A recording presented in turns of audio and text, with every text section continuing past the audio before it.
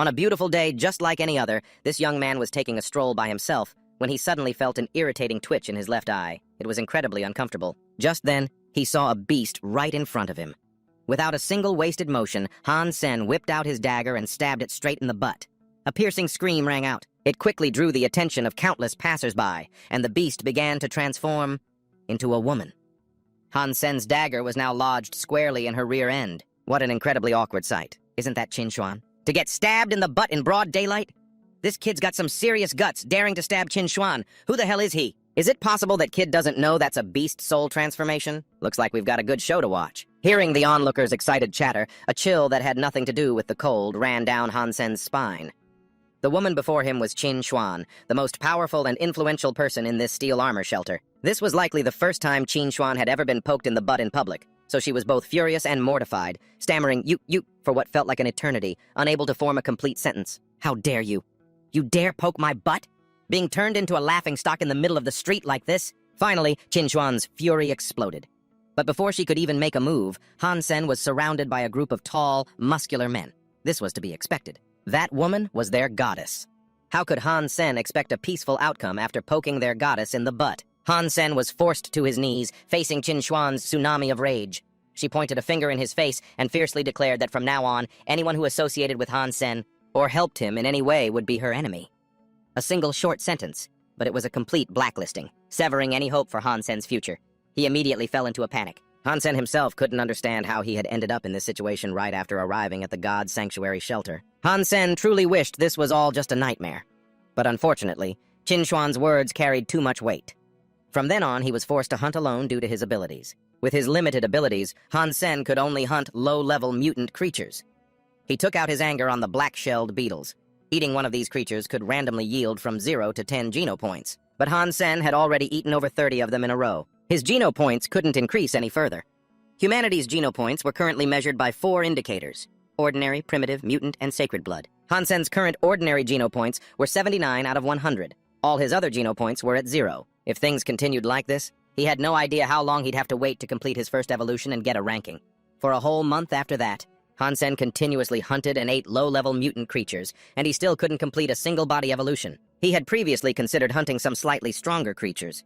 As a result, when he encountered a copper-toothed beast, the weakest of the primitive creatures, Han Sen couldn't even defeat it. He nearly got his sorry butt killed. He had to rest and recuperate for nearly half a month before he could return. Originally, if he could have found a few companions, hunting stronger mutant creatures wouldn't have been too difficult. It's just that now, he had been completely blacklisted by Chinuan. There was absolutely no chance of finding teammates. At his most desperate moment, Han Sen suddenly saw a golden light in the distance. It was still a black-shelled beetle, but its appearance was completely different from the ones Han Sen had just slaughtered. His intuition told him that this creature was no simple beast, so he gripped his dagger and charged forward. However, that golden-winged black-shelled beetle, it seemed to be crawling quickly toward him as well. Unable to wait, Han Sen sped up, ran forward, and plunged his dagger straight into its belly. The system immediately announced that he had slain a sacred blood black-shelled beetle. Obtained sacred blood beast soul. Han Sen was in utter shock as he read the notification. It should be said that based on their characteristics and rarity, the mutant creatures in the world were now divided into 4 levels: ordinary, primitive, mutant, and sacred blood. Sacred blood mutant creatures were the rarest and most difficult to find, yet Han Sen had been lucky enough to encounter one. As far as he knew, in this entire steel armor shelter, very few people possessed a sacred blood beast soul. It seemed the heavens hadn't abandoned him after all. Han Sen ate the mutant creature's flesh and received 7 sacred blood geno points. The beast soul he obtained from that black-shelled beetle was an armor type. This was exactly what Han Sen had been hoping for. He immediately merged with the beast soul, and his body was quickly covered by a suit of golden armor. Han Sen felt his body become comfortable and filled with energy in an instant. Truly worthy of a sacred blood beast soul, especially after it had transformed into armor. Compared to armor made from primitive beast souls, this was on a whole other level. In the past, Han Sen had seen other espers wearing armor from primitive beast souls, and had been incredibly envious. He never imagined that one day he'd be wearing armor made from a sacred blood beast soul. Impatient, Han Sen chose a large stone slab to test his strength. He threw a single punch, and the large rock instantly shattered. This power was so overwhelming it left Han Sen gasping in amazement. After living so wretchedly for over a month, he had finally reached the day he could turn his life around. After this great harvest, Han Sen returned to the steel armor shelter headquarters. Although he had eaten the raw flesh of the sacred blood black-shelled beetle and gained 7 sacred blood geno points, there was still a portion of its meat left over. Han Sen brought it back to make soup. Finishing the whole pot would probably increase his points a little more. However, besides the flesh and the beast soul, he had pulled something else from the black-shelled beetle's body. It looked like a very bright crystal, but it didn't seem to be part of an insect's body. While Han Sen was busy admiring the crystal, suddenly, the six-horned beast locked in the adjacent cage stuck out its long tongue, snatched it away, and before Han Sen could even register what was happening, it had swallowed the orb. After the six-scaled beast swallowed it, it remained motionless for so long that Han Sen thought it was already dead. But then, the mutant beast suddenly began to transform. Its body grew uncontrollably, shattering the cage, and it lunged forward to bite Han Sen's head. He quickly drew the dagger at his hip. He dealt it a fatal blow. Luckily, the six-scaled beast's combat power wasn't too high. Han Sen had a good scare, but was still relatively safe after the mutant beast died. The system immediately sent him a notification, as usual. The noteworthy thing was that this six-scaled beast was originally just a common class creature, but after swallowing that gem, it had transformed into a primitive class. Most likely that crystal helped it evolve, just like that abnormal god-blood black-armored beetle. Thinking of this, Han Sen eagerly cut open the six-scaled beast's corpse. The crystal was still intact in its stomach. At that moment, a bold thought popped into Han Sen's head, though he wasn't sure. Could this crystal help other creatures evolve to the godblood class? But if that's true, then he could make full use of it. It wouldn't be long before he could completely transform himself. While Han Sen was feeling happy about his newly acquired spoils, back at home, his mother, Luo Sulan, was having a headache because of their so-called family. Han Sen's father had passed away. His brothers immediately came to the house to bully the widow, Luo Sulan, wanting to reclaim the house, all because of this old property. It was originally the property of Han Sen's paternal grandparents, and they didn't want Luo Sulan to enjoy it all by herself. You've lived here for over 25 years. That's a huge bargain you've gotten. Now it's time to divide a portion of the family assets. Han Sen's second uncle, Han Lei, spoke in an extremely condescending tone. Second brother is absolutely right, Han Sen's uncle-in-law chimed in. This old house is worth up to 3 million. If you give each of our families 1 million, this house will be yours. If not, then sell it immediately. Now, it was Han Sen's second aunt's turn to speak. Luo Sulan was in an extremely difficult position. Her husband had just passed away, and their finances were tight. She had no idea where she'd get 2 million to give them. But if she sold the house, they would have nowhere to live. She originally wanted to ask for some time to figure things out, but Han Lei started shouting and cursing. Is your family the only one struggling? Both Han Sen and Han Yan are only attending the compulsory education program. Our Han Hao attends a private school. The tuition fees alone each year are enough to turn my hair white. Then, this man took it upon himself to give Luo Sulan a 1-month deadline. In 1 month, she either had to give each of their families 1 million, or sell this house and divide the money equally. Otherwise, we'll settle this in court. Then Han Lei's group left. Her face pale, Luo Sulan slumped to the ground. Just then, Han Sen arrived home for a visit. Although these people were truly his blood relatives, he could never consider them family. Before, when they were in debt for over 10 million, it was his father who stepped up to help them.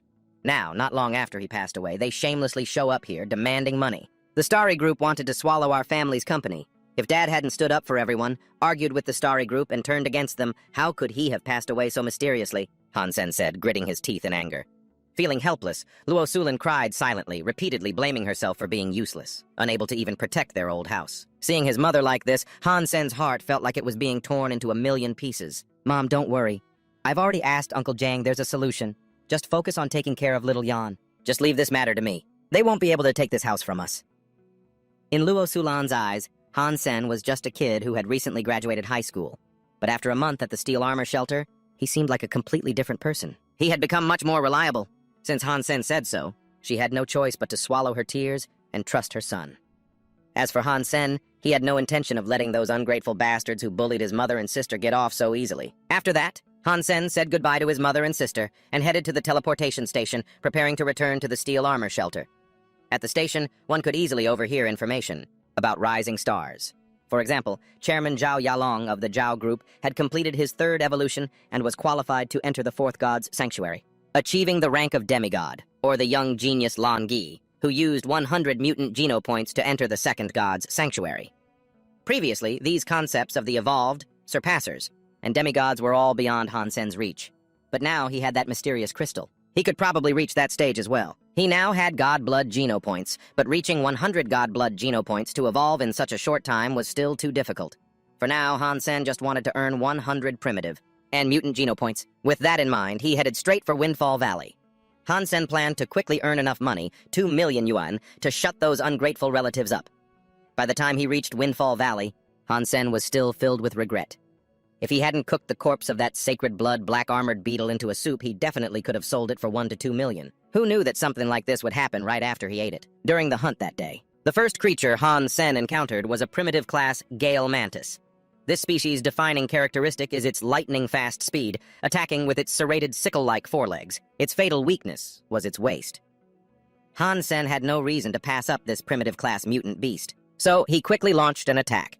At first, he struggled a bit because the Gale mantis's speed and attack power were truly formidable. However, with that god-blood beast soul armor, the Gale mantis couldn't even scratch him. Han Sen still held the upper hand and eventually took his opponent down. After this, Gale mantis was killed. An entire swarm of Gale mantises charged out from nowhere and attacked Han Sen in unison. It seemed they had mobilized their entire force, but Han Sen didn't know the meaning of fear. The more he fought, the more fired up he got, eventually wiping them all out. At the same time, at the entrance to Wind Wailing Valley, another esper appeared. It was one of Chinuan's subordinates, a rich kid named Su Xiaoqiao. Despite being filthy rich, Su Xiaoqiao was just a bootlicker who wanted to be praised by Chinuan. He wasn't afraid to get his hands dirty hunting mutant beasts. However, after entering the valley, Su Xiaoqiao realized something was wrong because there wasn't a single Gale mantis in sight.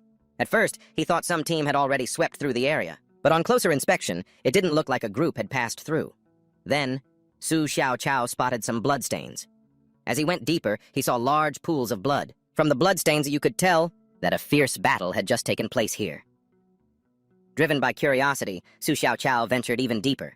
There, the corpses of Gale mantises were piled high into a mountain, and Han Sen was standing right on top of that pile of bodies, looking incredibly heroic.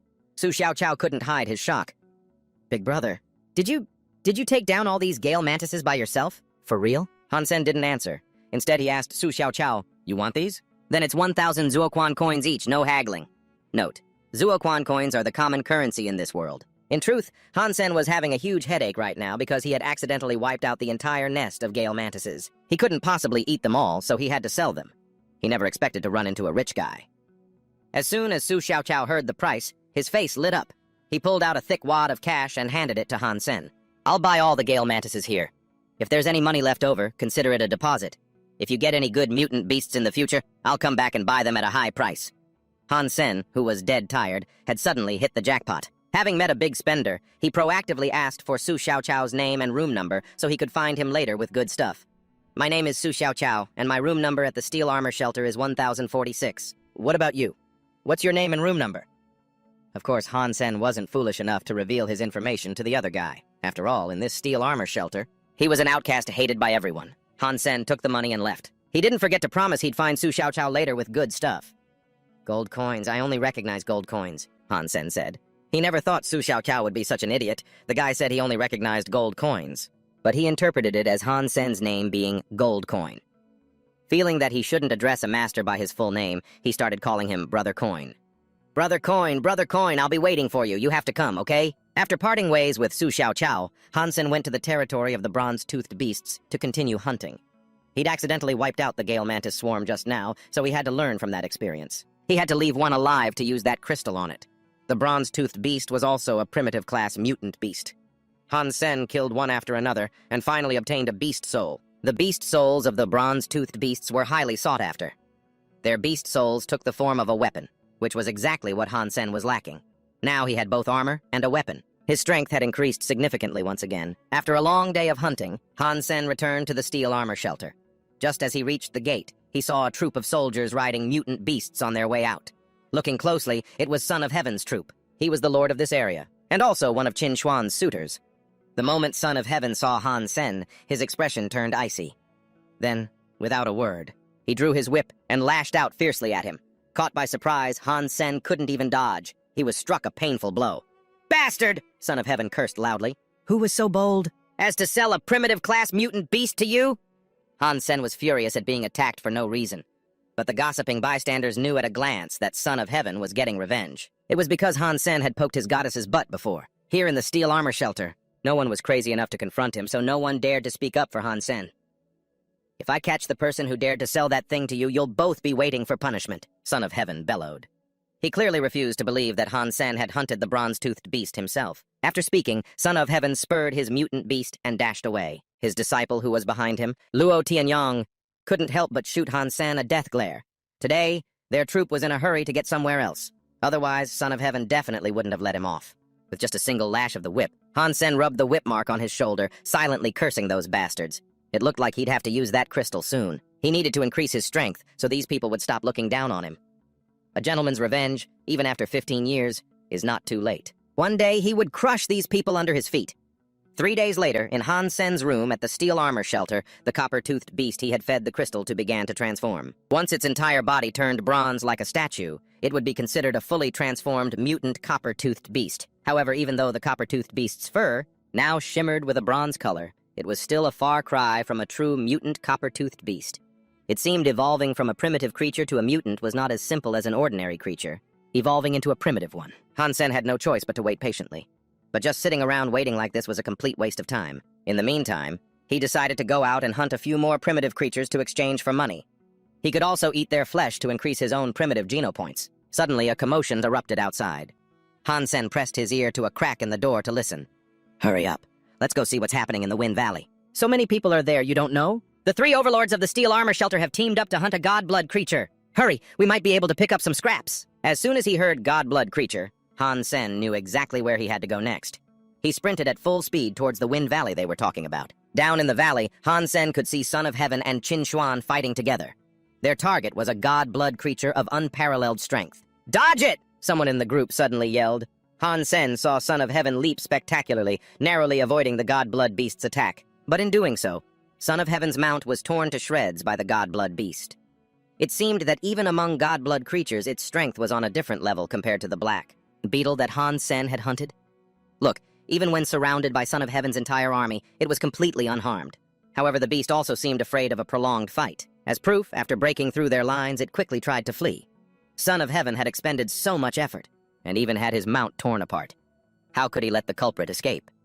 He then took out his ultimate weapon, a green bow. Chinuan knew at a glance that it was a god-blood grade beast soul. More importantly, this beast soul of Son of Heaven's was a one-time use type. It seemed he was going all in on this battle. You monster, taste the arrow of my vengeance! Son of Heaven drew the bow and fired an arrow straight at the god-blood beast. The shot was incredibly accurate, causing the beast to collapse instantly. It was left barely breathing. Undeniably, Son of Heaven had looked incredibly cool just now. He was even taking the opportunity to show off a little for Chinuan. But unexpectedly, at that moment, Han Sen descended from above and delivered the final blow, finishing off the beast known as the Bloody Slayer. Because of that, he received its beast soul, a weapon in the form of a double-bladed axe. Just one look was enough to see how powerful it was. The people in Son of Heaven's army didn't understand what had just happened. Only Su Xiaokao recognized Han Sen by his black beetle armor. Son of Heaven, of course, was not about to let this slide. He charged forward, and his army surged after him in pursuit of Han Sen. He ran with all his might, but the beast soul was incredibly heavy, slowing Han Sen down a bit. This is why he was being chased at the beginning of the story. Even though Han Sen now had some god-blood genopoints, carrying that massive axe made it difficult to even walk, let alone run. At this rate, Han Sen feared he would be caught soon. With Son of Heaven closing in from behind, the axe on his back felt so heavy it was hard for Han Sen to breathe. He had just obtained the crystal. A bright future was opening up for him. Was it really going to end in disgrace like this? Han Sen refused to accept it, but he felt he couldn't run anymore.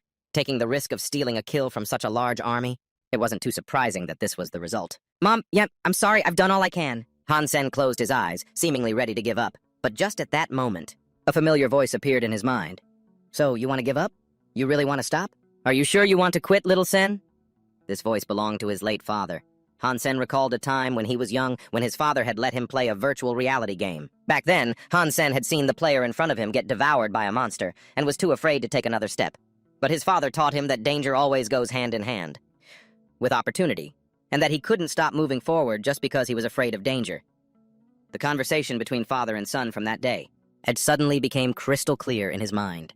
His father had once said that evolution, by its very nature, is a risky process for all living things. Only by constantly pushing forward, constantly shedding blood, could one become stronger. In the game back then, they were surrounded by monsters from all sides. Han Sen's father had said that in reality there would come a day when he, too, would find himself cornered, with no way out, besieged on all sides. If you want to live, you have to become strong. And if you want to become strong, you must never give up, no matter how difficult it gets. Little Sen, I know you're a smart kid. You're just too gentle, unwilling to push forward, but you have to do it. Even if it's in this game. I've journeyed with you many times, but not in the real world. It's not like the game. After saying those words, Han Sen's father took the sword from his son's hand and stabbed himself in the chest. Because of this, Han Sen leveled up and dealt with the monsters in the dungeon himself. Back then, he had only killed himself in the game. Who would have thought that later on, he would truly have to leave so soon? The memories of his father flared up once more in Han Sen's heart, urging him not to give up now. His father was gone. He couldn't follow him so soon and leave his mother and sister to suffer. An idea formed in Han Sen's mind. Although it was extremely dangerous, if it succeeded, he wouldn't have to run anymore. Just then, Son of Heaven caught up from behind. He leaped from his mount, drew his sword, and tried to slice Han Sen in half. But at that exact moment, Han Sen merged the beast soul of the blood crystal slasher and the beast soul of the black-armored beetle. At that moment, Han Sen transformed into a half-man, half-beast form. His upper body was human, his lower body was that of a black bull. The burden disappeared, and his running speed skyrocketed. In an instant, he escaped Son of Heaven's blade. The people behind could only stare in astonishment as they saw Han Sen fuse two types of beast souls. Fusing two beast souls as could bring a person to the brink of death. They couldn't understand how he dared to do something so dangerous while running away. He was clearly out of his mind. But even so, Son of Heaven had no intention of letting Han Sen go. He and his subordinates continued the chase. During their recent battle, some other evolved ones had also been observing from above, and they were all sworn enemies of Son of Heaven.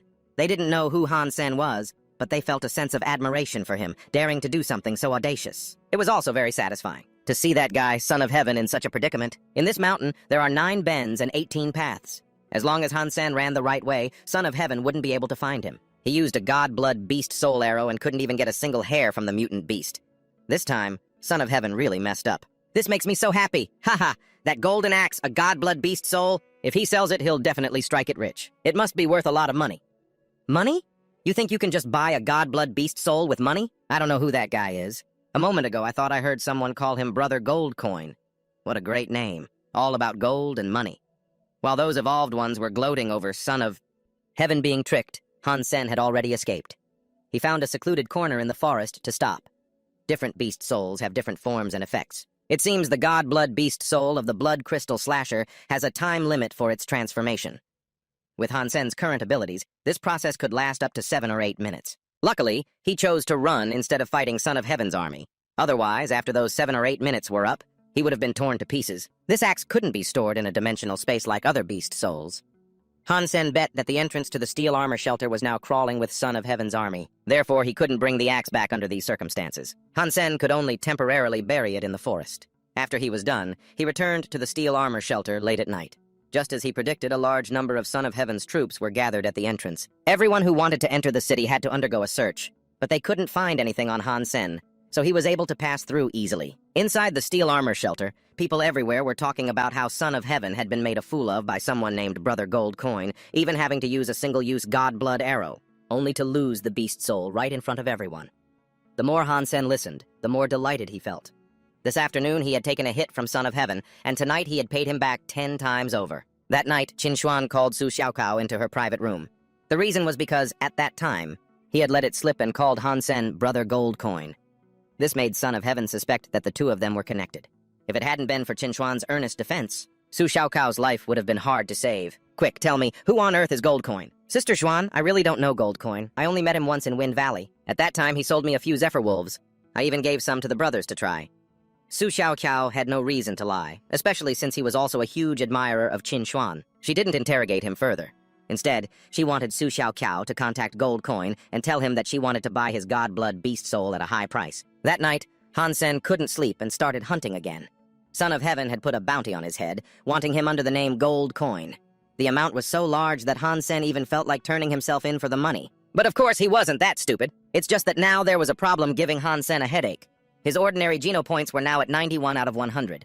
He had also earned 10 primitive Geno points. He had 8 God-blood Geno points, but his mutant Geno points still hadn't increased at all. This wasn't good at all. Han Sen was stalking a mutant beast deep in the lake. He waited for a long time until it finally peeked its head out, revealing an eye, but it quickly submerged again. And the reason it submerged was because of a sound from the forest. Han Sen, on alert, pricked up his ears to listen. A moment later, a figure emerged from the woods, but his clothes were in tatters. He looked quite unusual. This person also quickly noticed Han Sen's presence and asked him where this place was. He also said he was from Glory Shelter. This is Steel Armor Shelter north of the Kellis Mountains. I don't know where this Glory Shelter you're talking about is. Hansen replied to the man. Hearing him say that, the man's expression darkened slightly. Steel armor shelter. So I've gone so far as to enter the territory of another god's shelter? After saying that, the man looked up and spoke to Hansen in a commanding tone. Take me to your shelter. Hansen could also hear the condescending tone in the other's voice. Because of that, he wasn't very happy. He just pointed the way for the man. Then, he refused to guide him, saying he still had to hunt. But just as Hansen turned around, the man suddenly sucker-punched him, sending him stumbling forward. His head slammed into a large rock, gushing blood. Hansen immediately flew into a rage. What the hell is your problem? Cut the nonsense. All you need to do is obey me. Now take me to your shelter, the man continued to order. Hansen couldn't take it anymore and summoned his beast soul weapon, wanting to fight the man to the death. His furious appearance was very intimidating, but his opponent didn't seem the least bit scared. On the contrary, he seemed a bit contemptuous. The 3 basic spear techniques from the Universal Education Program? Garbage. Even if my beast soul has been destroyed, I'm not someone that a piece of trash like you can handle. With that, the man shattered Hansen's spear with his bare hands. Hansen was utterly shocked, immediately recognizing it as a Super Geno Core art. It was a type of advanced martial art that could unleash the potential within one's genes, like a thermonuclear reaction. What's wrong? Do I need to show you what a difference in class looks like? You piece of trash. I'll give you one last chance. Lead the way, or die. Hansen knew his opponent was stronger, but he couldn't stand some lunatic who fell from the sky and kept calling him trash. He wanted to fight it out, so he summoned his armor. Who are you calling trash? Did no one ever teach you basic manners? When you're out in the world, you should know how to treat people with respect. After speaking, Hansen lunged forward to attack, but his opponent's speed was too fast. He couldn't land a single hit. Instead, he was struck by the opponent's palm on his leg. Although it wasn't enough to break the bone, the armor made from a sacred blood beast soul was dented. Hansen was incredibly shocked. While wearing this armor, he had encountered countless mutant beasts, yet none could even leave a scratch on it. This man's strength was far beyond normal standards. As for his opponent, Joe, it seemed he was also very surprised that Hansen's armor could withstand his ice muscle jade bone art. From that, he easily deduced it was a sacred blood beast soul armor. Having just lost his own beast soul, meeting Hansen was like grasping at a lifeline. So he threatened, "Hand over your sacred blood armor now, and I'll spare your life." Hansen wasn't a fool. This was a God-sent opportunity. How could he willingly hand it over to someone else? So Hansen attacked once more. This time, he chose to deliver a straight axe kick from above. But unfortunately, his opponent blocked it. He even caught his leg and slammed Hansen hard onto the ground. Trash will always be trash. If you don't hand over the sacred blood beast soul armor, you're still just trash. He verbally abused Hansen while grabbing the back of his neck, relentlessly smashing his face into the ground. Hansen was in so much pain he wanted to die, but his will to fight was still blazing. He rammed his elbow back hard. This time, his opponent couldn't dodge in time. Hansen's elbow struck him in the chest, immediately making him cough up a mouthful of blood. "Today, I'm going to cripple you for sure," Hansen roared, then once again merged with the bloody slayer beast soul. Before his opponent could even see clearly, he was knocked to the ground by Hansen. Now he had the complete upper hand. Hansen repeatedly punched his opponent's body hard. With each punch, he asked, "Who's the trash now? Who's the trash now?" The man, being beaten to a pulp, continuously screamed, "Stop!" But there was no way Hansen would stop. By the time the bloody slayer beast soul's effect wore off, the man's body was soaked in blood, a gruesome sight to behold. Hansen calmed down a little. His body began to tremble with fear because this was the first time he had taken another's life. However, if he hadn't done it, the one to die today, it would have been him. The man's Super Geno Core art was truly terrifying. After calming down, Hansen approached the opponent's corpse. His body couldn't be more battered. He patted him down, wondering if the man had anything of value on him. And indeed, Hansen found something suspicious. A memory crystal. That memory crystal was not cheap at all. After returning to his private room in the steel armor shelter, he took it out to examine it, and to his surprise, what was recorded inside was the complete version of the ice muscle jade bone art. Moreover, it was described with holographic images, making it incredibly easy to understand. Hansen was so happy he couldn't stop smiling. Today was truly his lucky day. During the day, he had snatched the bloody slayer beast soul from Son of Heaven, and at night he obtained a high-level Super Geno Core art from that strange man. He had originally planned to buy a Super Geno Core art after earning enough money, but now he had saved a considerable amount. And so, Hansen began to learn the ice muscle jade bone art. The more he practiced, the more marvelous he found it. About 3 days later, Hansen felt his body growing colder and colder, but at the same time, stronger. His skin had even become much smoother. His body temperature was now a full 2 degrees lower than a normal person's. This must be the effect of the ice muscle jade bone technique. Just then, Hansen's phone rang. The caller was Zhang Danfeng. "Hansen, it's been a while. Come hang out for a bit. Han Hao and Shui Shi are both here. Hearing the name Han Hao, Han Sen immediately agreed. Han Hao was Han Lei's son, which made him his cousin. Although Son of Heaven's group was hunting for him everywhere, no one knew that Han Sen was Dollar, so going out for a bit should be fine. Before long, Zhang Danfeng drove over to pick Han Sen up. On the way, Han Hao was rambling on and on to Shui Shi about the battle between Son of Heaven and Dollar, endlessly praising how cool Dollar was. Han Sen didn't know whether to laugh or cry. If Han Hao knew that the brother Dollar he'd been gushing about was his own cousin, he'd probably freeze on the spot and stop trying to show off in front of a girl. Not that Han Sen was happy at all that Han Hao had been sent to Steel Armor Shelter. Because of their family issues, it was still very difficult to resolve things. Ever since his father passed away, their relatives had looked down on and even humiliated his family. Han Sen didn't consider them family anymore. But now that their son was here, it was truly awkward. "Feng Zi, where are we going?" Han Sen asked, getting a bit antsy as Zhang Danfeng kept driving without arriving anywhere. "We're almost there. Look ahead." The place they arrived at was the Starlight Martial Arts Hall. It turned out Zhang Danfeng wanted to watch a boxing match. Today's fight featured Tong Zhenliu. Last year, this man was ranked 5th in God's Sanctuary and had already been listed on the God's Tablet. In recent years, the top name on this martial arts tablet in Steel Armor Shelter had always been Chinuan, but her name had never once appeared on the God's Tablet. While Zhang Danfeng was rambling on, down in the ring, Tang Zhenliu had already summoned his beast soul. It was a sacred blood raging beast soul. Zhang Danfeng gasped repeatedly, his eyes and voice filled with admiration. "If I had a beast soul like that, I could die without regrets." In contrast to his excitement, Han Hao was perfectly calm. "What's so great about this beast soul? I'd say Tang Zhenliu's raging beast soul isn't even half as good as Brother Dollar's sacred blood beast soul." Zhang Danfeng snorted, then shot Han Hao a judgmental look. "I don't know if this Brother Dollar of yours is strong or not, but he stole that beast soul from someone else. That's hardly the mark of a hero. How can a despicable person like him even be compared to Tang Zhenliu?" The despicable person Zhang Danfeng was scorning was sitting right next to him. Han Sen heard every single word, crystal clear. It was a direct hit. But he wasn't wrong. It's just that in that situation, only an idiot wouldn't have snatched the Bloodslayer beast soul, especially since Son of Heaven was his enemy. It seemed that for now, he shouldn't tell Zhang Danfeng that he was Dollar. It would just avoid unnecessary arguments. Half a month later, Han Sen was busy hunting while also raising that copper-toothed beast. Just as he had hoped, it evolved into a mutant copper-toothed beast. Although he really wanted to eat it to increase his mutant geno points, he needed the money more right now. And so, Han Sen took the initiative to contact Su Xiaokao. That night, the two met at Lufeng Valley.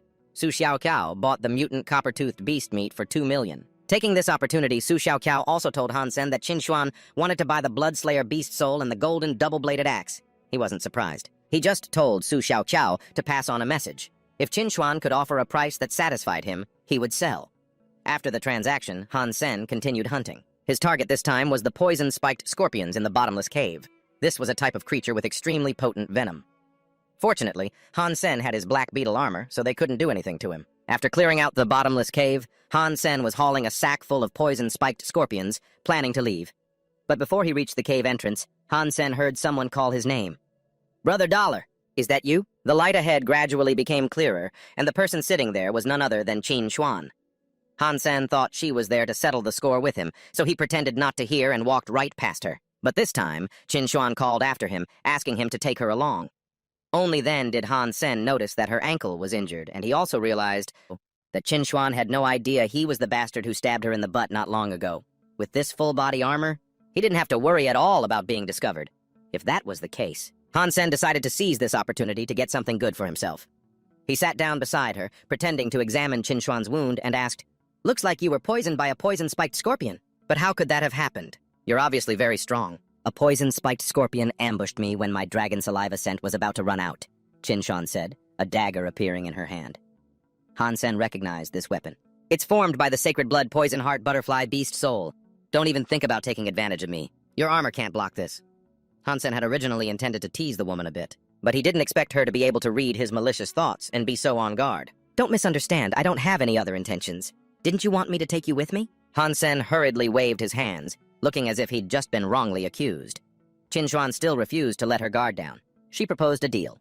If Han Sen could get her safely out of the bottomless cave, she would pay him a large sum of money as thanks. After all, he was always making deals with Su Xiaokao to earn money. Han Sen had already earned the 2 million he needed to pay off his mother's debt. "You don't seem to be in desperate need of money anymore. It's true that I like money, but I don't need it that badly right now. You just mentioned the toxic-grained toad. Is it still alive? I killed it. It's right back there. Is there a problem? At this point, Chinuan looked Han Sen up and down, and she was quite surprised to see that his armor didn't have a single scratch on it. And that was after a confrontation with the toxic-grained toad. As for Han Sen, he agreed to take Chinuan out without asking for money. In return, Han Sen wanted a mutant beast soul as payment, the toxic-grained toad that Chinuan had just killed. The two quickly reached an agreement. Han Sen then carried Chinuan out. Along the way, Chinuan couldn't stop thinking about what had just happened. Han Sen had eaten the entire toxic-grained toad, not leaving a single piece behind. While she was lost in thought, Han Sen had already brought her near the steel armor shelter. But neither of them wanted to be seen by outsiders, so he just left her near the entrance. As promised, Chinuan gave Han Sen a mutant beast soul, and while she was at it, she also asked about the beast souls of the Bloody Slayer and the double-bladed axe. Chinuan really wanted to buy them, and the price she could offer was 6 million. Han Sen was very satisfied and agreed immediately. After all, he couldn't use that axe anyway. Then get the money ready. I'll let you know the time and place through Su Xiao Kao. After taking off his armor, Han Sen brought his spoils back to the steel armor shelter. Just as he passed through the gate, he ran into Han Hao. But Han Hao acted as if he didn't know his cousin at all. Only after Han Hao's friends left, did he pull Han Sen into a corner. It turned out Han Hao's attitude was because he had heard that Han Sen had managed to piss off 2 major players, Chinuan and Son of Heaven. Therefore, he didn't want anyone to know they were cousins. My path is just beginning. I don't want to be held back by you. Fine, I'll keep my mouth shut. We'll act like we don't know each other in this shelter. Han Sen threw back a sentence and walked away. A few days ago, he was still struggling with how to face his cousin. But now that Han Hao had chosen to look down on him like his parents did, he had nothing more to think about. Han Sen returned to his room. Now that he was rolling in money, his life could finally get a little better. Han Sen really wanted to share this joy with his mother and sister, so the next day he went home and took them out. Han Sen didn't even hesitate to treat Han Yun to the expensive jade ice cream, a delicacy that not too long ago he wouldn't have even dared to think about. The ice cream parlor was very crowded, so Han Sen wanted to take his mother and sister to the second floor. But he was stopped by an employee, because the second floor was reserved for the privileged and nobles. Luo Sulan and Han Yan didn't have any problem with this, but Han Sen was visibly annoyed. He swore that he would soon have everything, and he wouldn't let these so-called privileges of the upper class get in his way anymore. After a day out with his family, Han Sen was on his way back to the steel armor shelter. Every time he took this train, it was packed, and today was no exception. When the train suddenly braked, Han Sen accidentally crashed into a girl, and whether it was by accident or on purpose, his face slammed right into her chest. Han Sen was immediately met with an elbow, because the other person thought he was harassing her. Ouch! I'm sorry, I didn't do it on purpose. Han Sen clutched his face, trembling from the pain. When the distance between them widened, he realized the person he had just bumped into was Chinuan, and she had also recognized him as the pervert from last time. This time, not even the Yellow River could wash away his sins. A leopard never changes its spots. I thought you were just an idiot last time, but I never expected you to be such a disgusting person. Chinuan gritted her teeth and yelled. The people around them also began to criticize Han Sen, thinking he was using the accident as an excuse to harass Chinuan. Han Sen wanted to explain that the train had just braked suddenly. That's why he lost his balance. But how could Chinuan believe someone with a prior record like him? Just then, the train arrived at the station. Chinuan had no intention of letting Han Sen off so easily. You think I'm going to let this go so easily? Aren't you heading to the steel armor shelter? I'll be waiting for you there. After saying that, Chinuan got off the train first. Han Sen stuck his head out and saw 2 lines of people waiting neatly to greet her. And more importantly, they were calling her Station Master Chin. Han Sen felt as if he had been struck by lightning. If Chinuan was the master of this teleportation station, then she could totally find out. When he entered and exited the station, holding his every move in the palm of her hand, Han Sen clutched his head and endlessly cursed his terrible luck. Then he started thinking of ways to guard against Chinuan. Once the secret that he was Brother Gold Coin was revealed, he wouldn't even be able to dream of a peaceful life anymore. As for Han Sen, upon returning to the steel armor shelter, he immediately ran into Luo Tianyang's group. What's more, Luo even wanted to drag him along on a hunt. At first, Han Sen wanted to refuse to avoid the trouble, but Luo Tianyang insisted on dragging him along. The whole group went to the mountain range just like that. It seemed Son of Heaven had spent a large sum of money to organize a massive hunt. After a few days, Han Sen started to become suspicious. Even though they'd been on the move for a few days, they had only encountered a few primitive-level beasts, and so few creatures at that. Couldn't Son of God's group have handled this on their own? So why drag so many people along? He thought it over and over, feeling certain this Son of God fellow had his own plans. Sure enough, it wasn't long before the group arrived before a cliff face. In front of them was a giant pit. Luo Tianyang ordered the mercenaries to lead the way, and Han Sen, the one they labeled the ass freak, was among them. Han Sen was extremely reluctant, heading straight into the deepest part of the mountain range. Just the sound of it told him how dangerous it would be. He really had no idea what Son of God was planning. But in the end, Han Sen and the other mercenaries still had to act as vanguards and clear the way. Inside, the pit was bottomless. They walked on and on, but still couldn't see the end. The man carrying the torch at the front had wanted to move slowly, sensing danger ahead. Unexpectedly, Luo Tianyang, from the rear, relentlessly whipped them. He lashed out at them furiously, shouting as he struck, "Why are you so slow? Dawdling like a bunch of women! Hurry up! Don't you want your bonus anymore?" Urged on by Luo Tianyang, the group's pace quickened a little. They came to a wide river with no way to cross. Luo Tianyang then threw a few items from his hands. As soon as they hit the water, they transformed into large, inflatable boats. No matter how Han Sen looked at it, it was clear they had prepared this in advance. What on earth was waiting for them on the other side? What was stranger was that Son of God's group didn't get on the boats. While he was lost in thought, the water's surface suddenly churned, and from the depths, a giant creature abruptly shot up. It sent the inflatable boats rocking violently. Son of God, standing on the shore, looked incredibly smug. "So, you've finally shown yourself." The crimson-scaled black serpent. The appearance of the crimson-scaled black serpent cost several people their lives. Han Sen knew right away that bastard Son of God had no good intentions. He was clearly using them as bait for the beast. The other boats that hadn't capsized immediately turned to flee. But Son of God on the shore drew his sword and slashed, cutting off their escape route. "You worthless trash, trying to take the money and run? Anyone who dares run, I'll cut them down!" he roared. Blocked from reaching the shore, the mercenaries were trapped. In their predicament, they tried to make a deal with Son of God. "If that's how it is, then if we can last until the end, you have to give us a share of the profit." Hearing this, Han Sen could only curse fools under his breath. These people were truly blinded by money. It was obvious they were being used, while Son of God's group was on the shore enjoying the show. There was no way they'd share any profits. He was clearly leading everyone to their deaths. Son of God wanted to use human lives to fill the beast's stomach and drain its energy so that his group could cross the river safely. Han Sen felt extreme contempt for the man. He had just started to get ahead in life. He couldn't let himself die over something so ridiculous. Han Sen tried to paddle his boat as fast as he could, but he was no match for the speed of the crimson-scaled black serpent. Very quickly, his boat was rammed and overturned by it. The moment he fell into the water, Han Sen put on his black beetle armor. He couldn't have done it before, because if anyone saw, his identity as gold coin would be exposed. But once he was in the water, it was perfectly fine. Han Sen swam as fast as a speedboat, but the others weren't so lucky. There were 34 people at the start. Now only 7 were left, barely clinging to life. Seeing this, Luo Tianyang flashed a satisfied smile. "Son of God, it looks like that crimson-scaled black serpent is full now. We can probably cross the river now without much danger." Showing no shame for their horrific actions, the whole group began to cross the river. On the other side, Son of God found what he was looking for, the eggs of a god-blood creature. And what's more, there were 2 of them. Just the thought of his god-blood gene points about to skyrocket was enough to make him grin from ear to ear. They wanted to take the serpent eggs and leave quickly. But that crimson-scaled black serpent wasn't about to let humans touch its children so easily. It rose from the riverbed once more. Son of God drew his sword and charged forward. Behind him, Luo Tianyang and his other followers rushed up to provide support. They threw 2 unfortunate mercenaries into the monster's mouth and fled. Son of God thought that was the end of it, but unexpectedly on his way out, his path was blocked by Han Sen. To be precise, it was Han Sen in his gold coin identity who blocked his path. Son of God was so happy holding the god-blood creature's eggs that he was beaming. Caught off guard, he was ambushed with a punch that made him see stars. Han Sen caught the 2 eggs and took off. Outsmarted by Han Sen yet again, Son of God could do nothing but scream curses.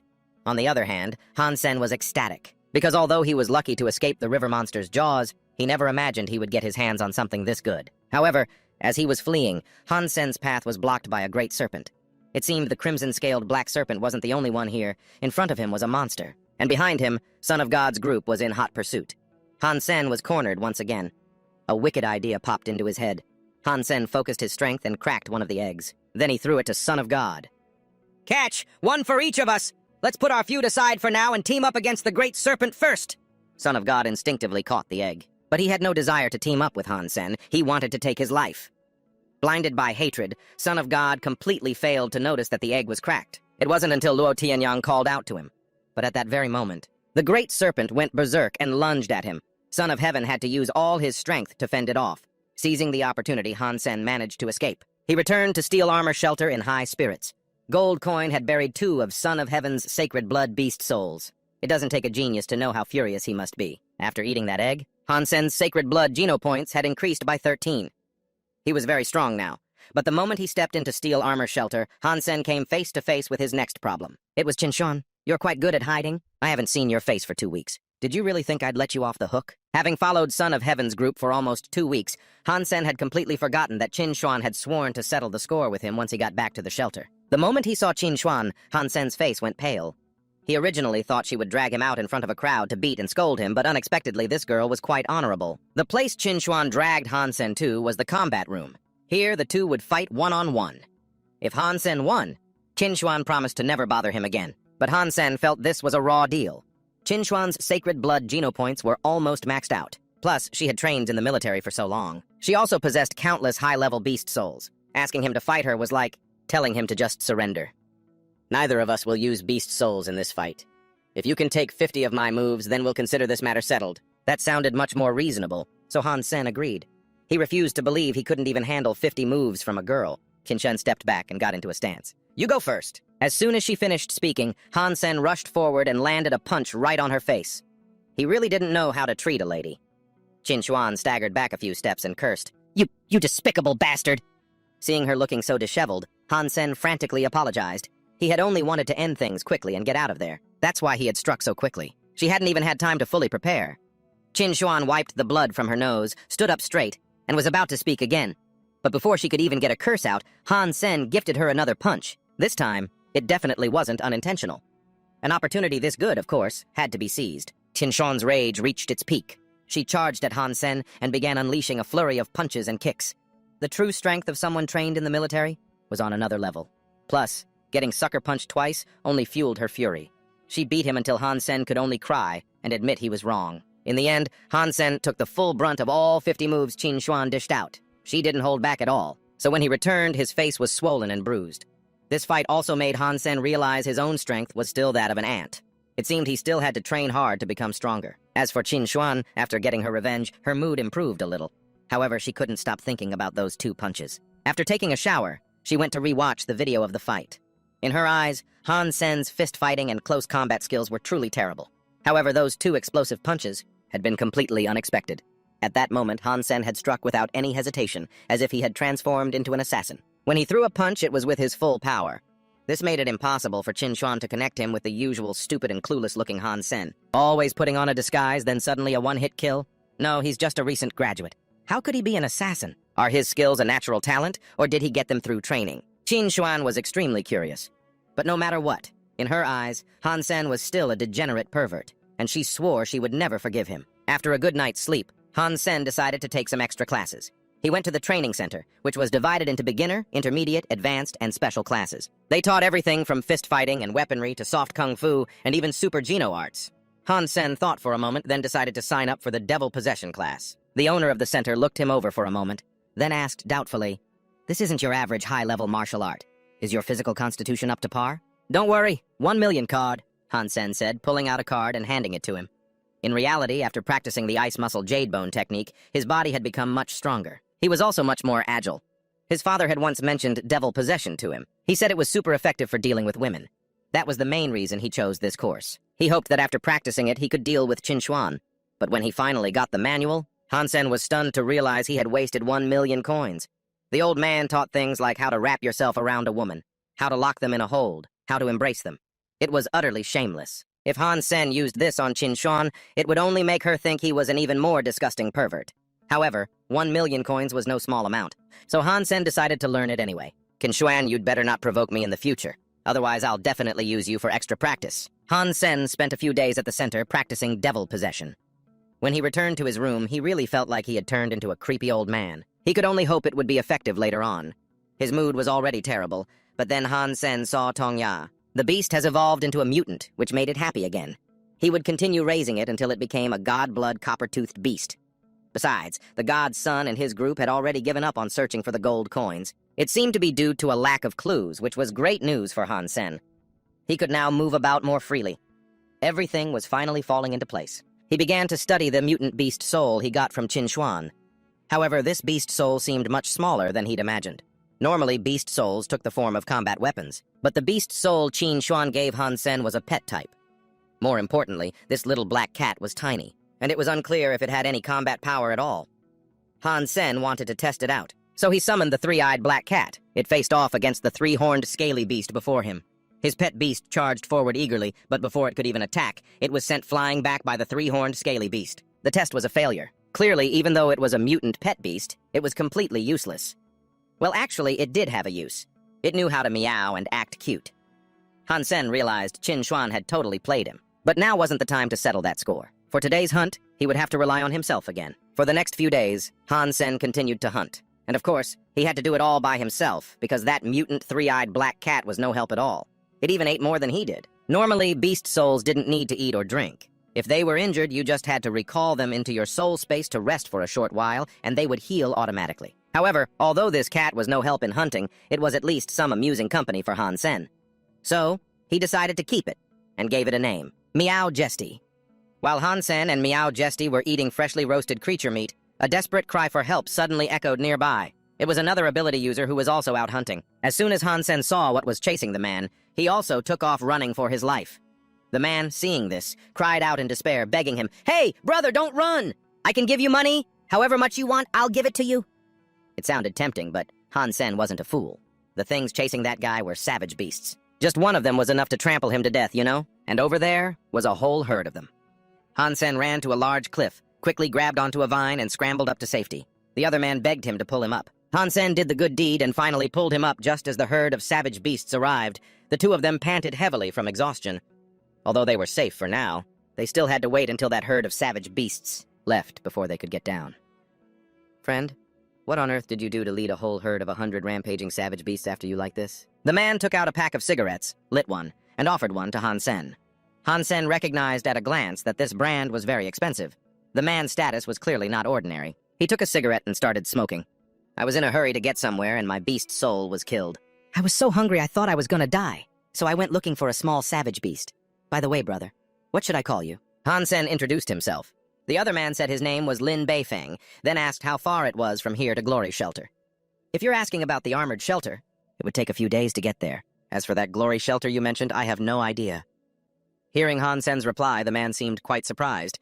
It looked like he had also wandered into the territory of another shelter. He then spoke up to reassure Han Sen, saying that once he returned to his own shelter, he would definitely pay him in full. "All right, then. But before that, it looks like we'll have to enjoy each other's company for a while," Han Sen said as he looked at the herd of savage beasts, which showed no sign of leaving. Lin Beifeng chuckled, then asked Han Sen if he had any food or water. His hunt had failed, so he hadn't eaten anything yet. Han Sen took out a cup of plain water and a piece of dried meat. "Water is 10,000 a cup. Dried meat is also 10,000 apiece." Lin Beifeng seemed a bit surprised that Han Sen was charging such an exorbitant price, but Han Sen didn't even flinch. After all, where there's demand, there's supply. Lin Beifeng then whined and begged him to put it on a tab. He promised he could pay 4 times the amount after returning to the shelter. And so they ate and slept on the cliff for several days. That herd of savage beasts was as stubborn as mules. Not a single one would leave. Lin Beifeng was starting to lose his patience, but Han Sen was even more worried because the food and water he brought would only last a few more days. If this kept up, they'd starve to death. He came up with an idea, to climb to the top of this mountain, to get to the other side. Han Sen was more agile than Lin Beifeng, so he volunteered to scout ahead. "Brother Sen, be careful! Don't leave me behind!" Han Sen finally reached the top of the mountain. He never would have dreamed that the first time he used his devil's transformation would be to climb a cliff. Still, the feeling was pretty exciting. However, when he reached the top, Han Sen saw a giant egg. A chill ran down his spine. Just what kind of creature could lay an egg this huge? A creature that could build its nest in a place like this, suspended between heaven and earth, couldn't be ordinary. It might even be a god-blood beast. Han Sen poked a hole in the eggshell and started drinking. It turned out this was the egg of a divine storm bird. However, just eating the egg wouldn't grant any god-blood genes. You had to eat its flesh to gain even 1 god-blood gene point. Han Sen was ecstatic. He quickly drank the entire egg dry before the mother bird could return. Down below, the herd of savage beasts had finally decided to disperse. Lin Beifeng let out a sigh of relief. Just then, Han Sen climbed back down. Seeing the sudden bulge in Han Sen's stomach, Lin Beifeng made a ridiculously clueless remark. "Brother Sen, are you pregnant or something?" Han Sen was speechless, so he explained how he'd accidentally found the Storm Divine bird egg. He had also saved a cup for Lin Beifeng, who was starving and was now being offered the egg of a god-blood creature. So how could he dare complain? He drank it all in one gulp. See, I wasn't lying, was I? It's a bit of a shame I didn't get any god gene points, though. After finishing the cup of the Storm Divine bird egg, Lin Beifeng grabbed Han Sen's hands and shook them vigorously, saying over and over that he was such a good person for sharing the egg of a god-blood beast with him. It was truly touching. Lin Beifeng also kept repeating that after he returned, He would repay Han Sen tenfold, whether with money or anything else. Seeing him being so enthusiastic, Han Sen couldn't help but give him a reminder. Young Master Lin, my reputation in this steel armor shelter isn't very good. You'd be better off keeping your distance from me. Who do you think I am? Lin Beifeng immediately replied. You saved my life, and you're an upright person. How could I possibly be so ungrateful? If anyone dares to be disrespectful to you, I'll teach them a lesson. Seeing that Lin Beifeng looked like he was about to pounce on him, Han Sen said, all right. We'll figure it out after we get back. Right after that, one of them returned to the steel armor shelter, and the other to the glory shelter. But Han Sen really liked Lin Beifeng's straightforward personality. He was worth befriending. After stepping out of the teleportation station, he was still feeling happy about the loot from his recent hunt. Not bad. Just then, he ran into Chinuan. It seemed she was there waiting for him, but he decided to play dumb. New station chief, what a coincidence. Sen, follow me, Chinuan ordered. After learning Devil's body transmission, Han Sen was no longer afraid of this woman, so he followed her. He was a confident man now, after all. The two of them went to the combat room again. Although he didn't know why this crazy woman was furious again, Han Sen decided he would make effective use of his 1 million yuan Devil's body transmission. Without even shouting start, Chinuan launched a kick. Luckily, Han Sen dodged it, but he was still alarmed. New station chief, why did you attack before shouting start? I learned it from you. Aren't you the one who always attacks people when they're not ready? It seemed this time, Chinuan was determined to beat Han Sen to a pulp, but he managed to catch her next kick. Chinuan's thigh was grabbed tightly by Han Sen, who then slammed her hard onto the ground. Station Chief Chin, does this count as my win? Han Sen asked triumphantly. That Devil's body transmission was really useful for dealing with women. As expected, Chinuan immediately flew into a rage, calling Han Sen a shameless bastard. Her anger had boiled over. She summoned her beast soul. Chinuan's beast soul was a fire lion. How could Han Sen possibly fight that? He turned tail and ran. You're breaking the rules. Didn't we agree not to use beast souls? No matter how loud he yelled, Chinuan had no intention of stopping. Her rage seemed powerful enough to blow away the entire steel armor shelter. Needless to say, Han Sen still lost this round. Even though Chinuan had indeed broken the rules, he was still inferior to her in physical attributes, close combat techniques, and experience. Han Sen had thought he'd gotten much stronger, but when faced with absolute power, he was still too weak. As for Chinuan, her mood wasn't much better, because Han Sen had forced her to summon her beast soul. This proved that he had become much stronger than last time. And so, in the days that followed, Chinuan dragged Han Sen to the combat room every single day. Although he didn't understand her reasons for doing so, Han Sen quite enjoyed training with this beautiful lady. He also wanted to improve his own combat skills. However, after every session, his entire body would be aching. Chinuan was indeed beautiful, but her temper was anything but gentle. Brother Sen!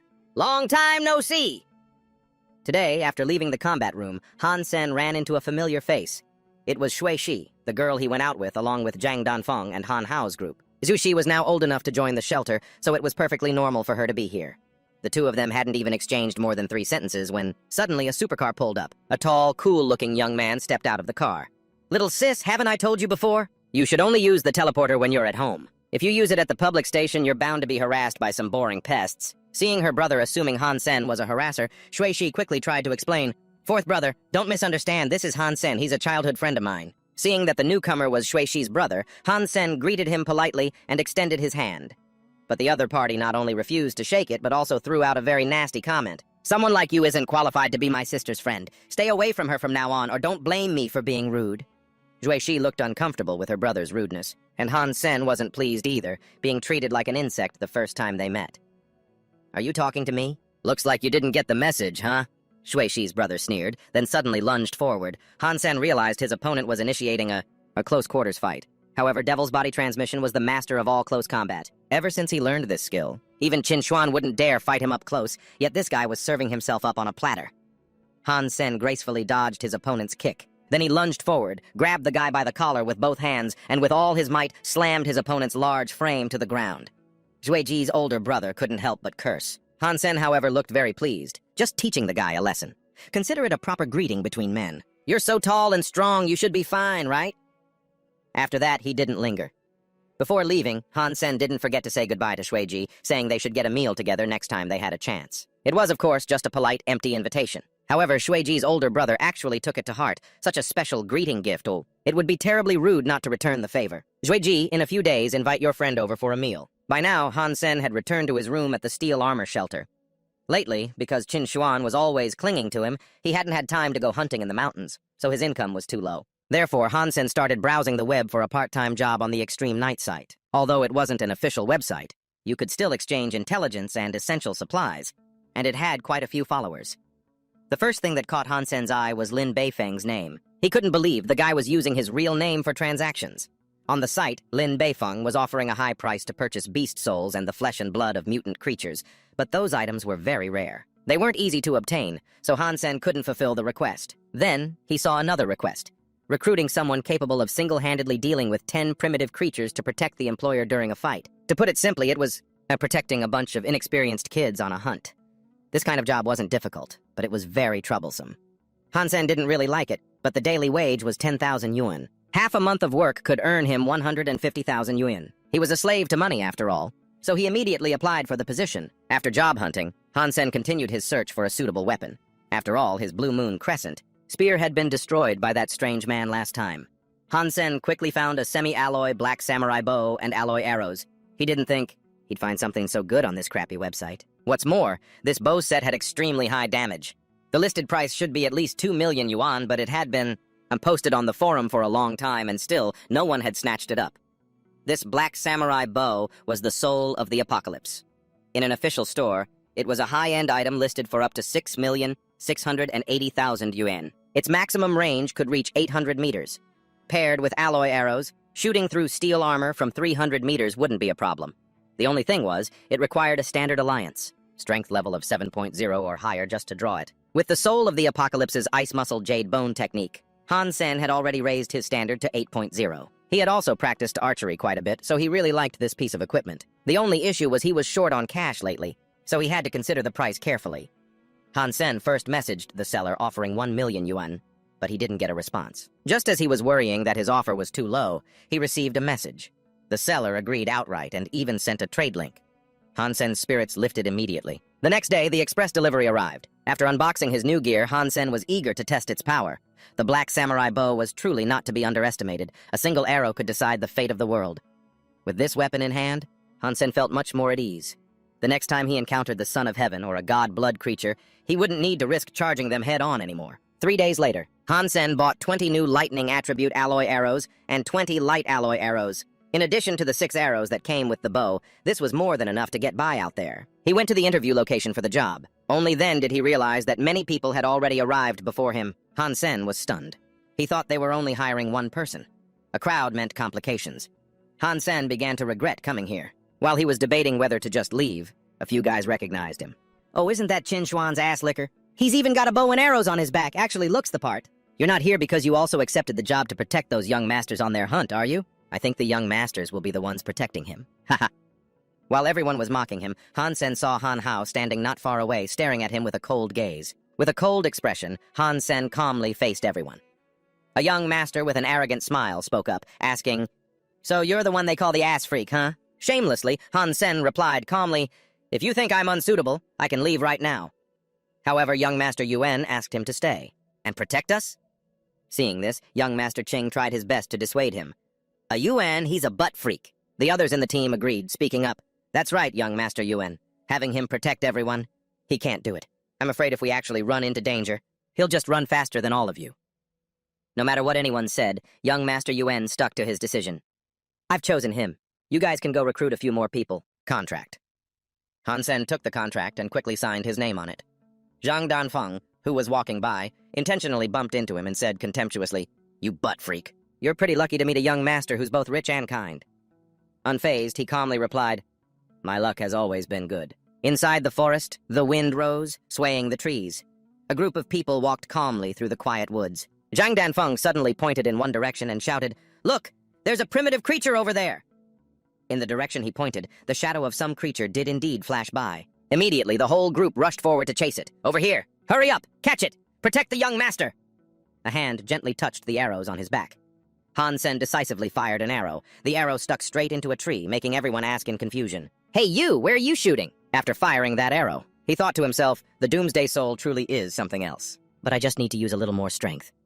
At that moment, Zhang Danfeng approached him and said scornfully, "You can't even hit a target within 10 meters? And you dare to escort young Master Yuan?" Hearing this, he just replied, "I'm practicing." Receiving this answer from him, the guy sneered, "Practicing here with your skill level? Don't embarrass yourself like that. Han Hao appeared from nowhere and told Han Sen, "Don't tell anyone you know me." A while later, the group had arrived at a cave and were facing a monster. As for himself, Han Sen stood on high ground observing. Young Master Yuan looked at the monsters before him with excitement. "Good.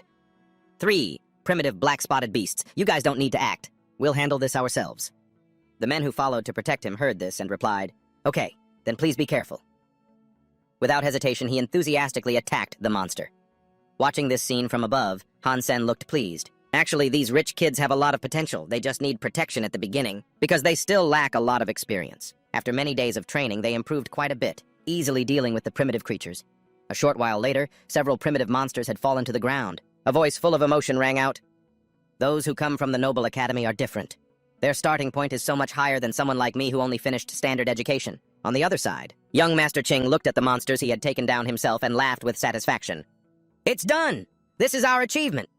Suddenly, one of the monsters that wasn't dead opened its eyes. It quickly lunged towards young Master Ching. Han Hao, Zhang Danfeng, and another person heard the noise and turned around in shock. Young Master Yuan was also horrified to see his friend being pounced on by the monster, while young Master Ching was so scared he screamed, "A Yuan!" Suddenly, an arrow flew in from out of nowhere. It pierced straight through the monster's head, and the beast quickly collapsed, to young Master Ching's amazement. At that moment, the rest of the group suddenly rushed forward to attack it. "Damn it! You dare play dead? Die, you son of a bitch! Die!" "Over here," young Master Yuan worriedly helped his friend up. "Ching, are you okay?" Young Master Ching let out a sigh of relief.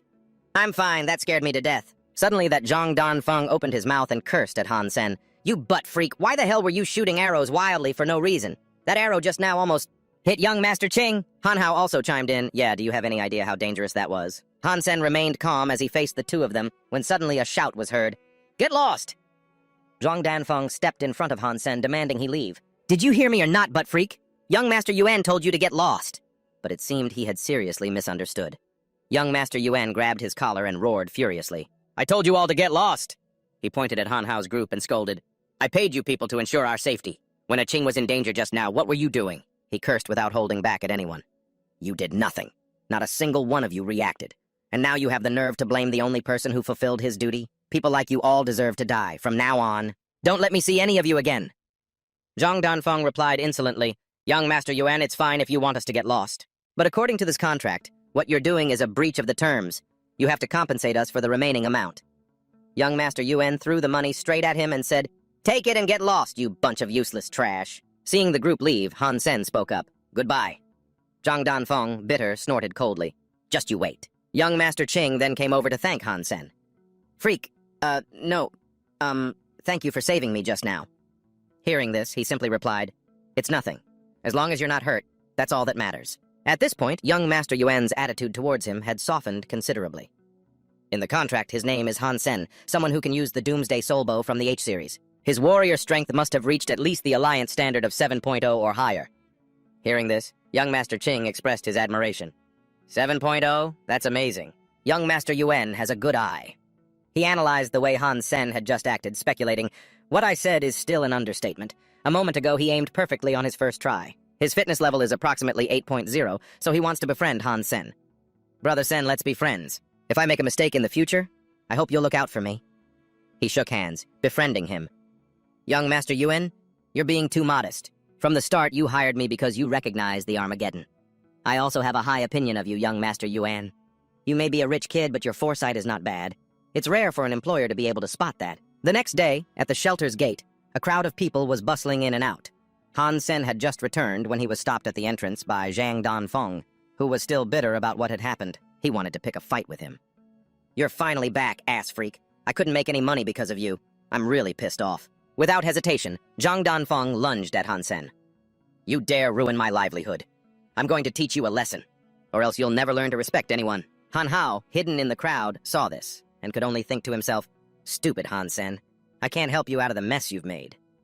However, things didn't go as expected. Han Sen easily dodged Zhang Danfeng's attack. It startled him. What? He disappeared! Suddenly, a hand grabbed his knife-wielding hand. Han Sen slammed him to the ground and easily snatched the knife from him. He screamed out, "Ah! My hand!" This scene left Han Hao completely bewildered. "What's going on?" "He's so fast, he practically vanished. I couldn't even see how he did it." It wasn't just him. His whole gang was equally stunned. Huh? Ass freak took down Zhang Danfeng? Impossible. Zhang Danfeng's physical fitness is at 6.7. Right now, even with his hand pinned, Zhang Danfeng was still yelling, "What are you all standing around for? Hurry up! Kill that bastard!" Finding him too noisy, Han Sen deliberately twisted his arm and warned in a cold voice, "You talk way too much." Zhang Danfeng's foolishly brave cronies actually dared to charge and attack him. "Everyone, charge! Kill him!" A flurry of slashes followed. Han Sen effortlessly swung the deadly dagger, shattering their swords with every slash he made. It left them dumbfounded. "What the hell is this?" Even he couldn't help but marvel at the dagger's sharpness. A high-grade alloy dagger. I can't believe Zhang Danfeng had something this good. This kind of weapon isn't cheap. It must be at least 1,000,000 yuan, maybe more. This made him quite pleased. Great. Just what I needed. As for Han Hao, he was still completely frozen by what he had just witnessed. Is this really the Han Sen I used to know? He watched Han Sen examining the dagger, his mind reeling. Didn't he used to only hunt black-armored beetles? He couldn't even kill a single primitive creature. He's supposed to be weaker than me, so how... Meanwhile, over with Zhang Danfeng, Han Sen made his intentions clear. "Zhang Danfeng, a fine weapon like this is wasted on you, so I'll be taking it. It's mine now." Having acquired the nice item, he immediately turned to leave. As he was walking, a sudden shout startled him, making him stop. It was none other than Luo Tianyang blocking his path on a mount. "Ass freak! You've got some serious nerve, daring to lay a hand on one of my men." Seeing his savior had arrived, Zhang Danfeng immediately started complaining. "Brother-in-law, not only did he break my arm, he stole my dagger too. You have to get justice for me." Hearing his pig-headed subordinate only made Luo Tianyang angrier. He shouted, "Useless trash! All you do is embarrass me!" As soon as the words left his mouth, he quickly drew his whip, intending to teach Han Sen a lesson. "This lunatic! Today, I'll show you exactly how you're going to die." Without a hint of fear, Han Sen used his newly acquired dagger to face him. As he dodged the attack, he marveled to himself, so strong. They said his physical fitness level is 9.6, and they weren't wrong. Luo Tianyang himself was surprised that Han Sen could stand up to him. He dodged it? Since when did this piece of garbage get so strong? This only strengthened his resolve to get rid of Han Sen. "No, I can't let him live." And so, he raised his whip high and roared, "You've got a death wish!" However, before he could even strike, Han Sen had already pointed an arrow right at him. This horrified him. "What?" Even Han Hao was stunned, his jaw hanging open. Han Sen, he dares to take on Luo Tianyang? Zhang Danfeng and his gang were also blindsided by Han Sen's move. Does this ass freak have a death wish? That's Brother La, a disciple of the Son of Heaven. On Han Sen's side, things weren't easy either. He thought, holding this drawn bow is draining my stamina, but I can't afford to show an opening right now. If Luo Tianyang makes a move, I'll kill him with a single arrow. Suddenly, Chinuan appeared from out of nowhere and commanded, "Han Sen, lower your arrow!" Her presence made him wonder, Chinuan, what's she doing here? Qin Shen furiously pointed at Luo Tianyang and shouted, "Luo Tianyang, you too! Put that whip away!" Her words made Han Sen glance back. Then both of them quickly lowered their weapons. Luo Tianyang was the first to speak, trying to place the blame. "Sister Qin, wait. The ass freak who harassed you before, he dared to attack me today. I have to kill him!" Without saying a word, Chinuan suddenly struck, hitting the hand that was holding his whip. Her strike sent him sprawling to the ground. His worried teammates rushed to his side. Brother La, are you all right?" She then turned and warned him, "I will discipline my own people just fine. It's not for an outsider like you to stick your nose in." Then she ordered Han Sen, "What are you just standing there for?" "Let's go," he mumbled in agreement. "Huh? Oh, okay." A moment later, the two of them left under La Tianyang's furious gaze. His teammates started whispering among themselves, "Chinuan says Meng is her man. Is that her type? The kind that falls over with a single poke? He's after her for that, isn't he?" Ignoring his chattering teammates, La Tianyang cursed in anger. "Damn it! I'm not letting this go so easily. Just you wait, Han Sen." The female officer followed Chinuan. After hearing what she said, he adamantly refused. "Huh? You want me to join the God's Hand squad? No, not happening." But she insisted. "Being able to use the Doomsday Soul proves your physical fitness isn't bad. You made an enemy of La Tianyang today. Without my protection, do you really think he'll just let it go?" However, he still stuck to his decision. "Station Head Qin, thank you for your kind offer, but I'll handle my own problems." But she continued to try and persuade him. "In this entire steel armor shelter, only my God's Hand squad. Later, if you apply to a military academy, this will be a huge advantage." Hearing this, he said sadly, "Who said I want to apply to a military academy? My physical constitution can't possibly reach 10. I don't meet the requirements." But of course, she didn't believe him and even tried to provoke him. "Really? That's beyond an ordinary person, but for you, nothing is impossible." Chinuan's words made Han Sen wonder, "What do you mean by that?" She smiled smugly and replied, "Although you don't look like anything special, you do have some real strengths. I don't care how strong you are. To me, making use of talented people is my top priority. Suddenly, he boldly asked her, making use of people. What about what I did to you in the past? Aren't you angry? The moment he mentioned it, she flew into a rage, warning him, "You dare mention that again?"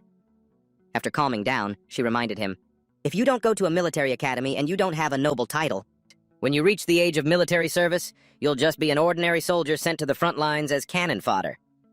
Hearing that, he smirked and asked her in return, "How do you know I can't obtain a high-ranking military position?" In his mind, he proudly schemed, "If I want to practice the ice muscle jade bone technique, I can use gene fragments to achieve a higher geno level. Then I can get a high-ranking position. I've got it all figured out." Suddenly, Chinuan angrily grabbed Hansen by the collar and shouted, "I said you can't, and that means you can't. Are you asking for a beating?" Seeing her so aggressive, he could only force a smile and comply. All right. I understand I'll join the God's Hand Squad." At least that's what he said out loud. But in his heart, he was cursing her nonstop. Damn it, this woman has military connections. If she really decides to make trouble for me, my life will be very difficult. Later, he returned home and collapsed on his bed, wondering, "It's been days since I've gotten any rest. I'm so tired. Why is Chinuan so desperate for me to join the God's Hand Squad? Is she plotting something?" Suddenly, there was a knock on his door. Hansen went to open it and asked, "Mom, what is it?" Luosulan spoke softly, asking, "Little Sen, I have something to do tomorrow. Could you take Yanran to school?" Hearing this, he smiled and asked, "Yanran is starting school already?" "Which one?" She replied gently, "You've been so busy at the shelter I haven't had a chance to tell you. With the money from before, I enrolled her in St. Paul." Knowing his sister was enrolled in a good school, he was quite happy, really. "Besides the noble schools on our planet Luoja, St. Paul is the best. Go take care of your business first, Mom. I'll take her to school tomorrow." Seeing that he had agreed, she didn't say anything more. "All right, thank you, son." The next day, Hansen took Han-yun to school. He gently reminded his little sister, "Yanran, I hear the environment at St. Paul is very good. Try to make friends with everyone, okay?" The little girl replied shyly, I don't dare. I'm too shy." Hearing this, he gently stroked her head and said, "It'll be okay. Just be sincere and slowly get along with everyone. If anyone bullies you, just call your big brother." His care made the little girl's face light up as she replied, "Okay." A while later, at the gate of St. Paul Academy, while walking, Han-yun happened to see Han Lei's family. "Is that big brother over there? And that's second uncle, right?" The little girl innocently asked, "He's holding a little boy. The one next to him is his aunt, right, brother?" Han-sen replied slyly, "I don't know either. This could be interesting." Han Lei, who was taking his son to the academy, also happened to see the two siblings. "Why are you two here?" Han-sen replied in a serious tone, "Bringing Yanran to school." Hearing him say that, the man angrily handed the small child to the woman beside him and began to scold him. "St. Paul's tuition is very expensive, at least a few million. Your father controlled the company for so many years. He must have made a fortune from it," he continued, pointing a threatening finger at him. "Let me tell you that money belongs to the Han family. It must be split evenly. If not, don't blame me for getting nasty." Han-sen wasn't afraid at all and retorted with a dangerous smile, "Second uncle, haven't you read the contract? It's written very clearly in the contract that the 2 million has been paid. Don't even think about getting a single cent from our family." These words made the man furious. "That was fraud. It doesn't count. When I get back, I'm going to go find your mother." Han-sen calmly warned him back. "Second uncle, you shouldn't do that. I have the right to beat you to death." Han Lei's rage boiled over, and he lunged forward to hit Han-sen. "What did you say, you little brat?" Seeing this, Han-yun screamed in fear, "Don't hit my brother!" Calmly, he easily blocked the man's fist and then gently tossed him to the ground. Next, he warned the man in a cold voice, "Second uncle, if you're that tired of living, well, you can come over to my place and try some, it's fine." Seeing how majestic he was, Han-yun looked at him with admiration. "You're so cool, big brother." The woman who witnessed this scene quickly scooped up her crying child and left. "Son, don't be afraid. Mom will take you to school first, then I'll call the police to arrest him and let him rot in jail." Suddenly, Han-sen sat down and took out a camera. He took out his mini camera. "That woman's not bad looking either. That little kid is cute, too. If second auntie saw this, Uncle, what do you think she'd do?" Seeing this, Han Lei was startled and panicked. "Did you record all of that?" The terrified man reached out to snatch the camera. "You psycho! Delete it now!" However, before he could do anything, the boy grabbed his hand and threatened him menacingly. "We're all family here. Let's negotiate a bit. If you give me 2 million yuan, second uncle, I might consider deleting it." Even at this point, the man was still stubborn. "In your dreams." Of course, the boy gave him no chance to refuse. He twisted the man's arm and growled, "Transfer the money. Right here, right now." And so the man had no choice but to do as he was told. Okay, I'll do it." Not long after, the boy received the 2 million yuan. After getting the money, Han-sen immediately took Han, Yun to school, not forgetting to warn Han Lei. Second uncle, I'll delete the video, but it depends on what kind of mood I'm in. Also, don't come to my house looking for trouble, or you'll pay the price. And with that, he left. It was only a while after he left that the man finally dared to get angry and curse, "Han Sen, you damn bastard!" He looked at the hand that had just been twisted and wondered in confusion. Since when did he get so strong? It's like he's a different person. Later, after taking his sister to school, Han Sen walked along, wondering to himself, being harassed by second uncle, making Yan Yan late for school. I wonder if I scared her. She started speaking more cautiously after that. Feeling guilty, he sighed and reminded himself to restrain his violent tendencies in front of Yan Yan. She's still too young. As he was walking, he happened to stop in front of a building, and he made a decision. The Physical Fitness Assessment Center. I've practiced the art of the Doomsday Soul a few times. I wonder if my strength has increased at all. I'll just head inside for now. In the lobby of the Physical Fitness Testing Center for the Unevolved, someone was waiting for his turn. That person was Zhao Boshan, and he was anxiously waiting for his test. Man, that was terrible. But I wasn't giving it my all. I'll just try again. I have to get an AA rating. He encouraged himself to become a starship captain. I have to keep working hard. Let's go. Seeing that someone was using the room, he felt a bit disappointed. Someone's using it, but I specifically chose a place with fewer people. To kill time while he waited, he decided, let's see who nabbed the room while I wasn't here. Watching the person inside the test, he was a little surprised. What? He's using a beast soul to pass through the robot gauntlet? Then he started calculating. For someone who hasn't evolved, passing 60 meters is standard, 70 meters is satisfactory, 80 meters is excellent, 90 meters is high grade, and passing 1,000 meters is super grade. The person Zhao Boshan was evaluating based on the data was Han Sen. I've passed 76 meters. This guy using a beast soul should be able to clear 80 meters at most. At that moment, inside the room, Han Sen was effortlessly taking down countless simulated robots. This scene stunned Zhao Boshan. What?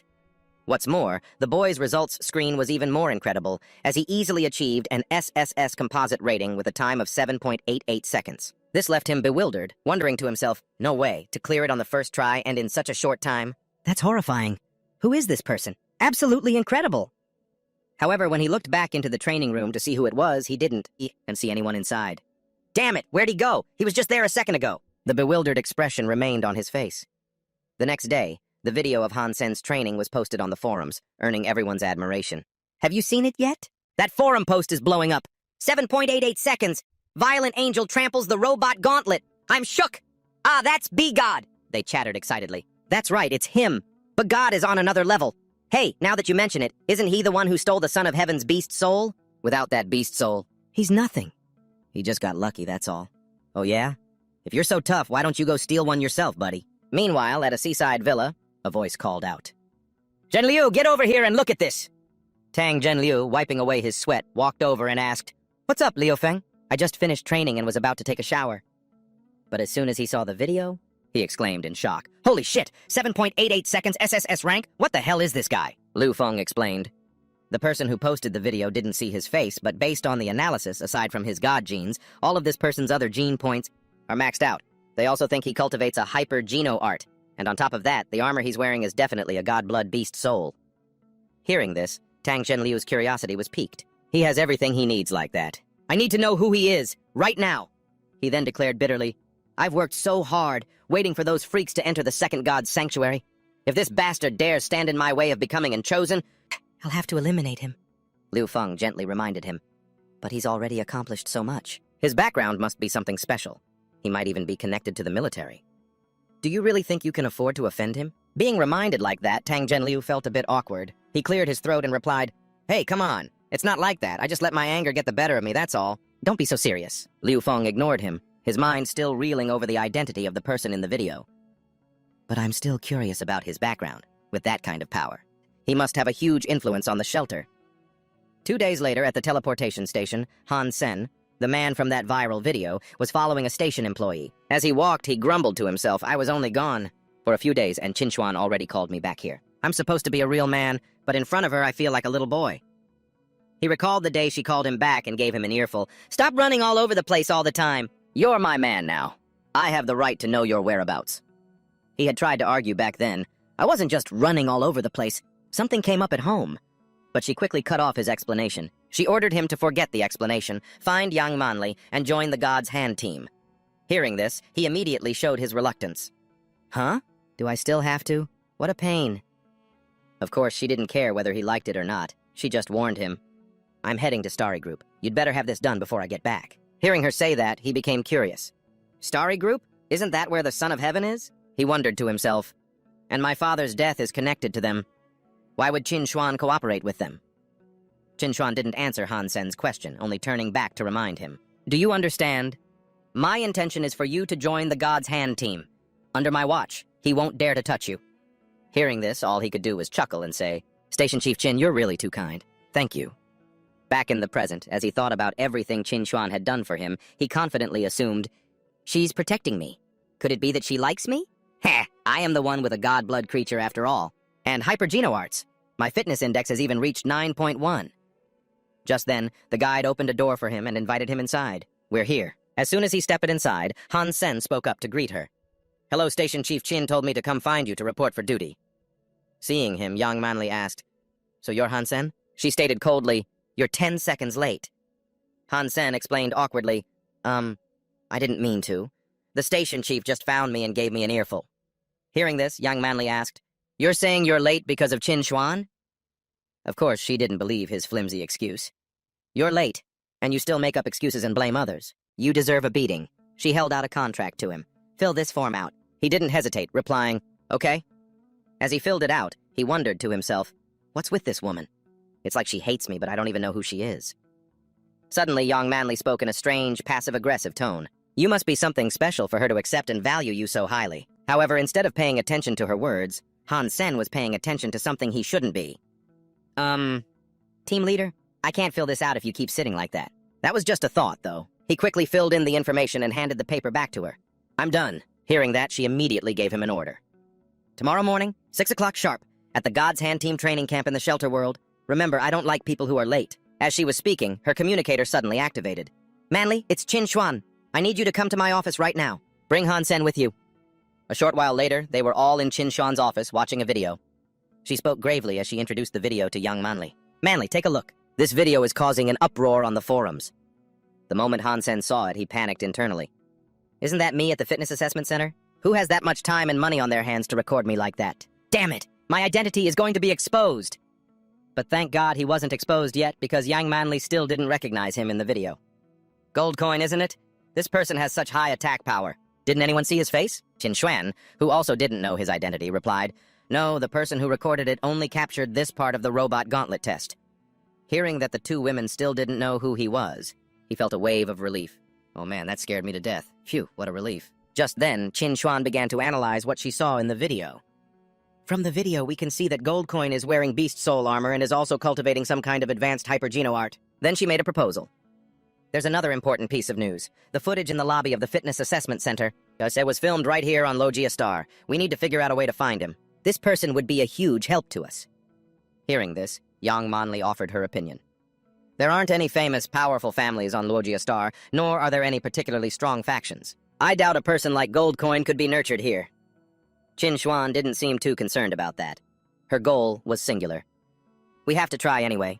If he joins us, then even if we have a falling out with the Son of Heaven later on, as long as Fist Guy and the others join forces, we can still succeed in hunting god-blood creatures. After hearing these words, Han Sen understood her true purpose. I get it now, so that's what this is about. The last time Chinuan saved me from Luo Tianyang, she also mentioned she was recruiting talented people. She must be looking for someone even better.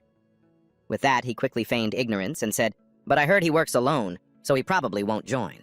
However, Chinuan wasn't too worried because she had a secret weapon to help with this. No need to worry, we have Sister Manli's honey trap. Yang Manli replied smugly, I don't care.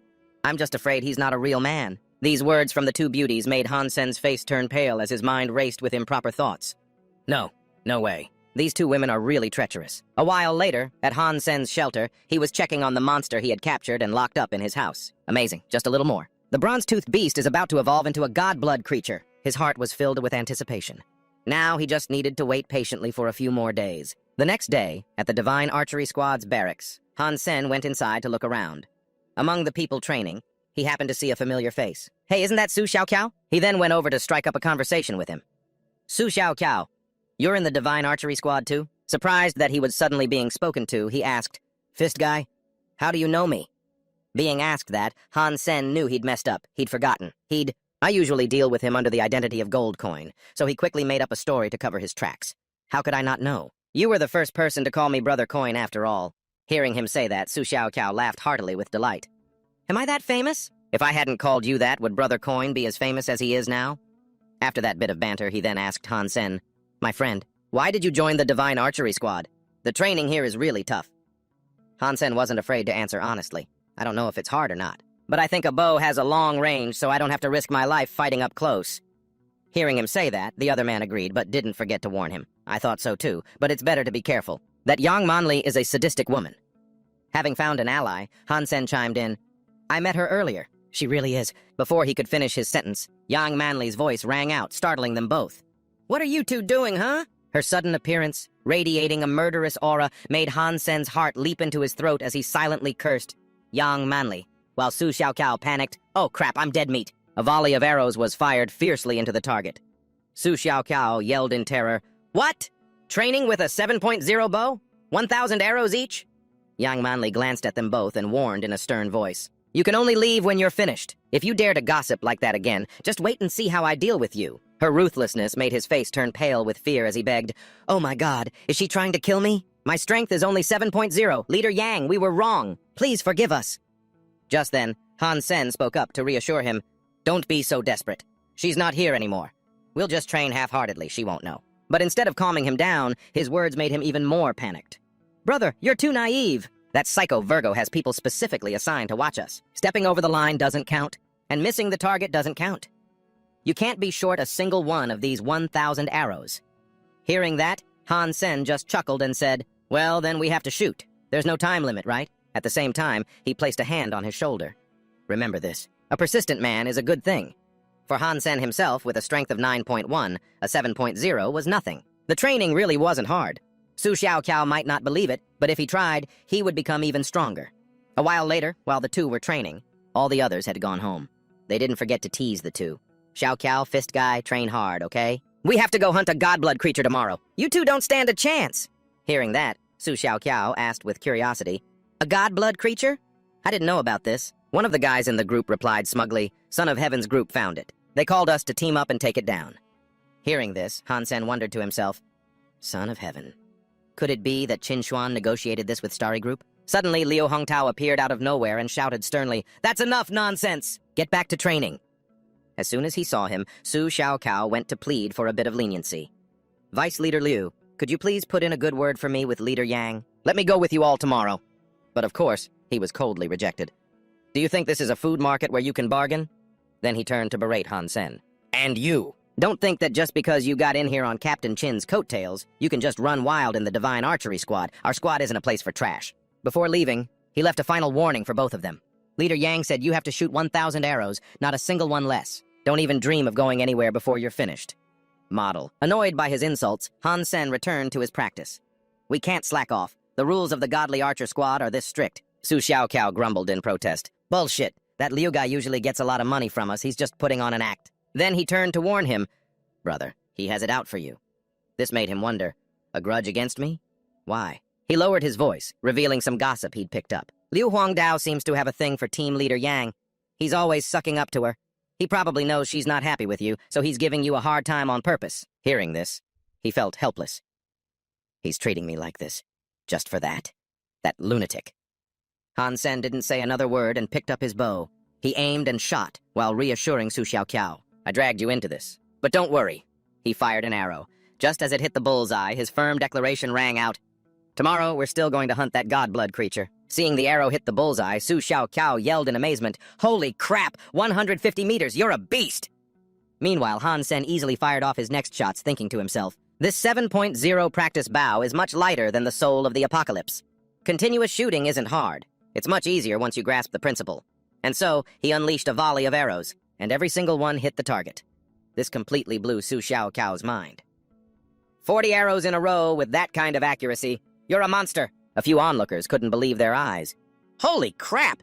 With hand speed like that, he must have been single for 30 years. Isn't that the butt freak? Am I seeing things? They immediately crowded around him, buzzing. He's only using his right hand. He hasn't switched at all, and his strength shows no signs of weakening. That's right, he hasn't weakened at all. This guy must have some secret technique. I'm actually a little impressed. However, one onlooker who wasn't enjoying the show remarked, "There's nothing to be amazed about. It's not like he's going anywhere." Meanwhile, Han Sen prompted his friend, "Su Xiaokao, focus. We need to finish faster." Hearing that, he immediately focused, drew his bow, and fired, but didn't forget to say, "Brother, if we actually get to go, you'll be my idol." Hearing that, he just laughed and declared confidently, "Trust me." He started calculating in his head. "At this rate, we can finish by midnight. It's not impossible. I can't miss a great hunting opportunity like this." Meanwhile, in the observation room, Yang Manli was monitoring both of them. She thought to herself, "So it really is Han Sen. He's definitely capable. It seems Chinuan chose the right person. But even so," she confidently affirmed, "whether you get to stay is up to you." The room was now filled with arrows, some stuck firmly in the targets, while plenty of others lay scattered about, lonely on the floor. Su Xiaoqiao knelt dejectedly, whining with a miserable look on his face. "We actually finished all 2,000 arrows before dawn. You shot most of them, but both my arms are dead." Han Sen glanced at the pile of arrows on the table, then squeezed Su Xiaoqiao's shoulder. "Remember to put some ointment on that. Don't let it affect tomorrow's hunt." Su Xiaoqiao jumped up joyfully, grabbing Han Sen's shirt. "Brother Sen, you're a true man. If I were a girl, I'd fall in love with you for sure."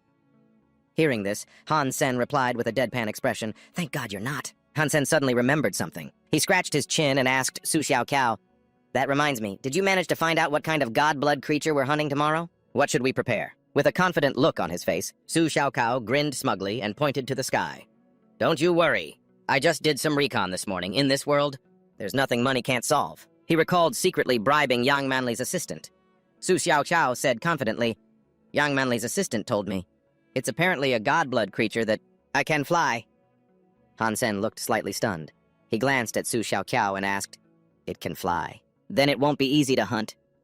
Su Xiaoqiao put his hands on his hips and replied confidently, "Exactly. Few people in that Son of Heaven squad can use a bow, so they desperately need our help." Han Sen rested his chin on his hand, frowning in thought. "This is going to be difficult.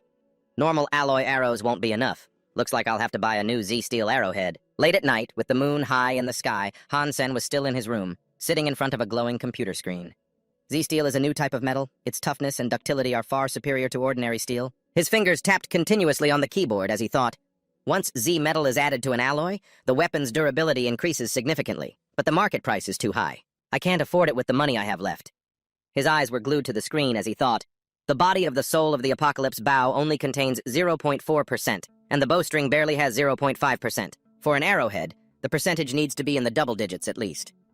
On the computer screen, an image showed a rectangular sea blue gem and a shapeless dark red stone. He let out a surprised, "Huh?" On the screen was a picture of an arrowhead with a note below. Z-steel content, 1.2%, price 300,000, custom job. If interested, contact 213-300987. Han Sen cheered with delight. "This one will do. The price is reasonable. I should go negotiate." In the red light district, Han Sen went inside alone. The area was incredibly noisy, with girls in skimpy two-pieces constantly calling out to him. Han Sen kept his head down, pretending not to notice their calls. He thought, this arrowhead seller sounds pretty weird. On the phone. So this is the place. Back then, while sitting in front of his computer, he took out his phone and called the number. Han Sen asked if the man could have someone deliver it. The voice on the other end replied, "If you want to buy it, you have to come get it yourself. I'll give you the address." Far in the distance, behind a door, a mysterious arrow seller wearing a face-covering hood and a long cloak was waving at him. Han Sen figured that had to be the mysterious arrow seller. The man confirmed if he was the buyer. Han Sen replied, "That's right." The arrow seller then opened a box revealing a brightly shining arrow. It glittered with a golden light for Han Sen to inspect. The man introduced it. "This arrow is handmade by me. You can test it first. If you're satisfied, we can make the trade." Han Sen observed the glittering golden arrow in his hand. He assessed it. Good balance, decent craftsmanship. He took out a knife, looked at the arrow seller, and asked, "Mind if I try to cut it?" When the arrow seller saw Han Sen's knife, he smiled and said, "A steel slasher blade series knife. Go ahead, slash away." With the seller's permission, he quickly brought the blade down hard on the arrow. The arrow was completely unharmed, but the knife in his hand was chipped. Han Sen looked at the arrow in his hand and said, "The blade of my steel slasher is chipped. The arrow doesn't even have a scratch. This must have a Z-steel content of at least 0.7%. Good stuff, I'll take it." Hearing this, the arrow seller looked extremely smug. He boasted, "It's crafted from the steel bearings of a star-class warship. The standard Z-steel content is 1.2%. Besides, my craftsmanship isn't something a machine can replicate. It's beyond compare." Han Sen handed the money to the arrow seller. He said, I was a bit skeptical at first, but now I have no doubts. Thanks, boss. The arrow seller tucked the money into his cloak and said to him, "If you need anything next time, just look for me." The next day, at the entrance to the god's sanctuary, a large, noisy crowd was gathered outside. Luo Tianyang spotted someone and immediately spoke up. "Son of Heaven, look! That lunatic showed up too." Hearing this, Son of Heaven glanced at Luo Tianyang and thought, "You dare follow Chinuan here. Just wait and see how I'm going to kill you." Leading the group was Chinuan, followed by Han Sen, Su Xiaoqiao, and Yang Manli. Son of Heaven stepped forward to shake Chinuan's hand. He said, "Chinuan, we need to cooperate well this time, to successfully hunt the god-blood creature." Chinuan replied, "Of course, my archer squad won't disappoint you. Let's go." Luo Tianyang suddenly came up to Han Sen, grabbing his arm. In a mocking tone, he said, "Since when does the archer squad recruit useless trash?" Chinuan glared at him, her expression sharp, and said, "Luo Tianyang, you have a terrible memory. I seem to recall telling you he's one of my people, no?" Seeing that Chinuan was displeased, Son of Heaven put a hand out to stop Luo Tianyang. He said, "Luo Yang, what are you doing? Don't make things difficult for Chinuan." Luo Tianyang replied, "Okay, Son of Heaven." Although he had been warned, Luo Tianyang still shot a contemptuous look at Han Sen, sneering, "You're just a piece of trash hiding behind a woman." Han Sen heard everything but remained silent, watching Luo Tianyang's retreating back. Su Xiaoqiao came up to him and said, "Brother Sen, that madman, that..." Han Sen cut Su Xiaoqiao off. With a blank expression, he said, "He's just a dog that can't bite. Don't waste your time on him." After the two parties met up at a place with a winding stream and rugged, treacherous mountains, Son of Heaven stood on a rocky outcrop, hands on his hips, and said, "We've arrived. This is the place." Chinuan scanned the surroundings and said, "I'll send my people down to lure the god-blood creature out. All you have to do is follow the plan." Son of Heaven looked at her and replied, "No problem." Behind him, Luo Tianyang waved his hand, signaling for something. Son of Heaven crossed his arms, speaking confidently, "Team Leader Yang, this is a gift I specially prepared for the Archer Squad. 100 starlight arrows, each with a Z-steel content of 1%. You can distribute them to your subordinates." Luo Tianyang opened the arrow case with a boastful expression. Son of Heaven pointed at Han Sen and commanded in a booming voice, "Except for him." Yang Manli angrily stepped forward to confront Son of Heaven. "Why not Han Sen? He's a member of the Archer Squad, too." Faced with her questioning, he smirked and replied, "Oh, really? Since we're the ones providing the starlight arrows, don't you think we should be the ones to decide who gets to use them?" Hearing him say that, Yang Manli could only accept his unreasonable demand. "Ah, of course, since you are the one in charge of this operation. We will follow your command." She commanded, "Liu Huangdao, come here. Take these and distribute them to the top 5 from our last test. Each person gets 20 arrows. As for the rest of you, don't feel bad. Our own arrows are just as good as their starlight ones. We don't need to rely on their equipment." Yang Manli thought with a contemptuous expression, "It looks like Son of Heaven is targeting Han Sen no matter what. He's not even showing me any respect. The look on that bastard's face is disgusting. I just want to slap him senseless." Luo Tianyang then shouted to everyone, "Don't just stand around. Get moving according to the plan. Prepare the ambush. The elite members of the team get first pick of positions." Everyone looked at him and replied, "Yes, sir. Yes, sir. Yes, sir." Standing on the outcrop, Luo Tianyang looked down at Han Sen and Su Xiaoqiao and ordered, "You pieces of trash, what are you doing standing so close? Move back a little." Su Xiaoqiao became furious. He clenched his hands into fists. "Hey, don't get so full of yourself." Han Sen immediately put a hand on Su Xiaoqiao's shoulder to calm him down. "It's all right, it doesn't matter where we stand, let's just move over there." The two of them went to hide behind a boulder and some bushes. Su Xiaoqiao complained angrily, "This is so damn frustrating. He thinks he's so damn smart. It's one thing not to give us any starlight arrows." But he had to pick a fight too. Han Sen stared ahead, his expression unreadable. In a casual tone, he said, "It's to be expected, ever since Son of Heaven took a disliking to me." Hearing this, Su Xiaoqiao turned to him and asked, "Brother Sen, aren't you pissed? I'm so damn mad I want to punch that guy." Han Sen replied with a determined tone, "Of course I am, but don't let your emotions cloud your judgment. If you want to teach them a lesson, we just need to act. Otherwise, we'll just become a joke to them," he continued. "Just wait. What if we manage to kill the godblood creature? And what if we're lucky enough to get a beast soul? I want to see the look on his face. He'll probably be furious." Su Xiaoqiao reminded him worriedly, "You can't do that. The people on the other side of the cliff are all with Son of Heaven. The moment the godblood creature flies up, they'll rain splinter arrows on it." He spun an arrow in his hand dejectedly and said, "We don't even have a chance to get close." Suddenly, a loud roar echoed from the distance. Su Xiaoqiao asked fearfully, "What was that sound? It's terrifying." From the cliffs, a large purple dragon took flight. Someone shouted in amazement. Station Head Chin and the others lured it out. "Oh my God! It's the purple feathered scaled dragon!" Yang Manli pointed at the purple feathered scaled dragon and ordered loudly, "Everyone, shoot to kill!" Dozens of archers, scattered across the cliffs, heard the command, drew their bows, and aimed at the purple-feathered scaled dragon, replying, "Yes, ma'am! Yes, ma'am! Yes, ma'am!" Hundreds of arrows flew from all directions. They shot towards the purple-feathered scaled dragon flying high above, seemingly about to take it down easily, but it simply swatted all the arrows away with its tail. The arrows that hit its body just bounced right off.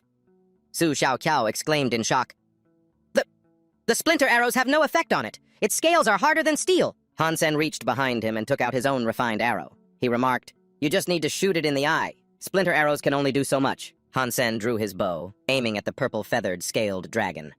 He thought, "This arrow has a Z steel content of 1.2%. It will disappear after one shot. I'll take it down in one go." Su Xiaoqiao heard what he said. He exclaimed in surprise, "It's useless! Oh, no wonder Son of Heaven arranged for so many people. That monster is changing direction. He's—" Before he could finish, Son of Heaven leaped from a cliff. He drew his bow and shot at the purple-feathered scaled dragon, saying confidently, "You god-blood creature are mine." His arrow flew towards the purple-feathered scaled dragon with astonishing speed. The entire arrow, glowing with a golden light, pierced through its wing, tearing the membrane. The purple-feathered scaled dragon cried out in pain. Han Sen watched this and thought, "No, this isn't the time. Its defenses haven't been breached yet. I'll wait a little longer." The purple-feathered scaled dragon flew higher with one torn wing. Yang Manli was not to be outdone. She took out an arrow that shone with a silver light and said, "Son of Heaven, I won't let you take it from me." She drew her bow and shot at the purple-feathered scaled dragon. Her arrow shot forward like a rocket. The purple-feathered scaled dragon's other wing was torn by Yang Manli's arrow. The crowd cheered. The beast soul arrows of Son of Heaven and Yang Manli can be reused. Son of Heaven, riding a large leopard, ordered everyone, "Both its wings are injured. It can't fly far. After it." Everyone immediately mounted their rides and gave chase. They replied, "Yes, sir, ambush it. Don't let it escape over here." Han Sen and Su Xiaoqiao also quickly gave chase. He thought, "Damn it. I don't have a beast soul arrow or a mount. They'll catch up to it first."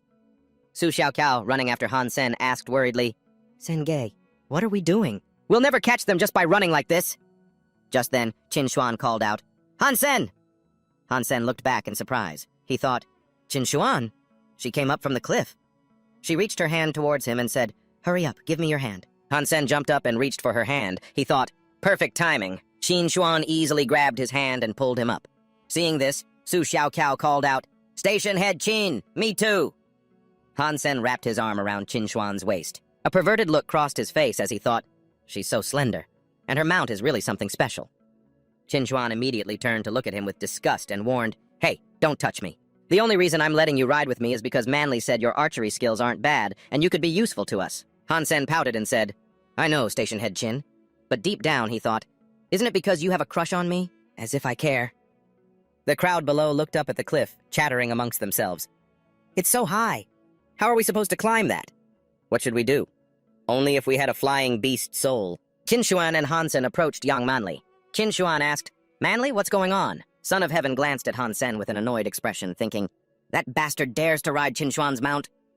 Young Manli walked towards Chinuan and said, "Chinuan, you're just in time. That god-blood creature flew over the mountain. Even with beast soul arrows, we can't kill it. What should we do?" Chinuan looked up with a determined voice and said, "We have to find a way to get over there and kill it, or lure it down. Even so, our chances of winning aren't high." Son of Heaven gritted his teeth, his fists clenched in anger. "Send someone to climb up and lure it down. We'll wait here and kill it." The crowd looked up at the mountain helplessly, murmuring, "Who could possibly do that? This mountain is way too steep. You'd probably fall to your death before you even reach the top, and even if you make it up there, you'd just get attacked by that creature." Son of Heaven furiously shouted, "We've come all this way! Are you all telling me you want to give up now? Whoever dares to step up will be handsomely rewarded. Fair is fair, right?" Hearing Son of Heaven's offer, the crowd started to agree.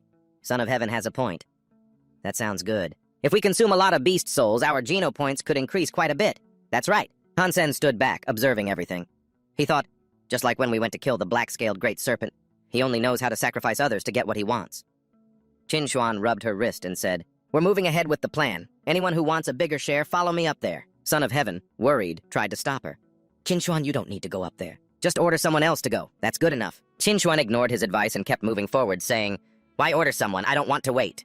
Knowing he couldn't stop her, Son of Heaven shoved Han Sen's shoulder. He ordered, "You, get up there and protect Chinuan." His eyes were filled with killing intent as he glared at him, thinking, "You'll die on that peak." Han Sen looked back at him, confused. He thought, "What is this lunatic plotting now?"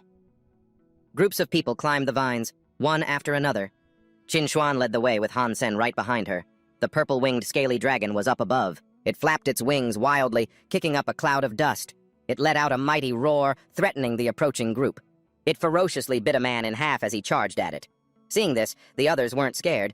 Instead, they seemed energized. They charged at it with even more force.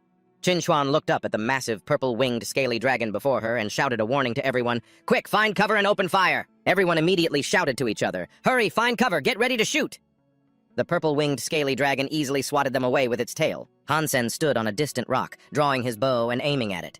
He thought, this creature is badly injured. With so many people shooting at it continuously, he drew the bowstring, preparing to fire. He thought, it should die soon. I just have to wait for the right moment to finish it with my Z-steel arrow. Suddenly, Son of Heaven leaped up from behind, surrounded by a dark green aura. Son of Heaven transformed into a beast god. He attacked Han Sen from behind. Han Sen cried out in pain. Son of Heaven laughed triumphantly. "I warned you! Today you die here." Han Sen fell from the mountaintop. He desperately tried to grab onto the vine in his hand. Han Sen gripped the vine with both hands as his body slammed hard against the rock face. Han Sen gritted his teeth, frowning. He thought, ugh, that hurts. He finally stopped falling. He thought with relief, thank God my body's gotten stronger. Otherwise every bone would have been shattered.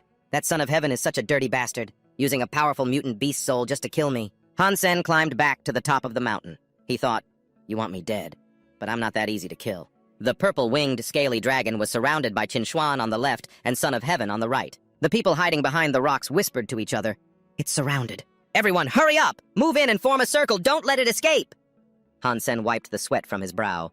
He thought, Chinuan is using her beast soul too. She transformed into the golden lion. Even though my fake bloodslayer is powerful, it's not suited for this terrain. His eyes hardened. He thought, I'll just have to wait. As the massive golden lion, Chinuan lunged forward and bit into the purple-winged scaly dragon's leg. It screamed in pain. On the other side, Son of Heaven also used all his strength. He repeatedly punched it in the head. The purple-winged scaly dragon struggled, breaking free from their attack. Chinuan reverted to her original form and charged forward, yelling, "It's about to die! Attack!" Son of Heaven also returned to his human form. He rushed forward with his sword and said, "All right, this beast will die by my blade." The two of them stabbed the purple-winged scaly dragon in the chest from the left and right. Just when they thought they had easily defeated it, it roared and threw them both back.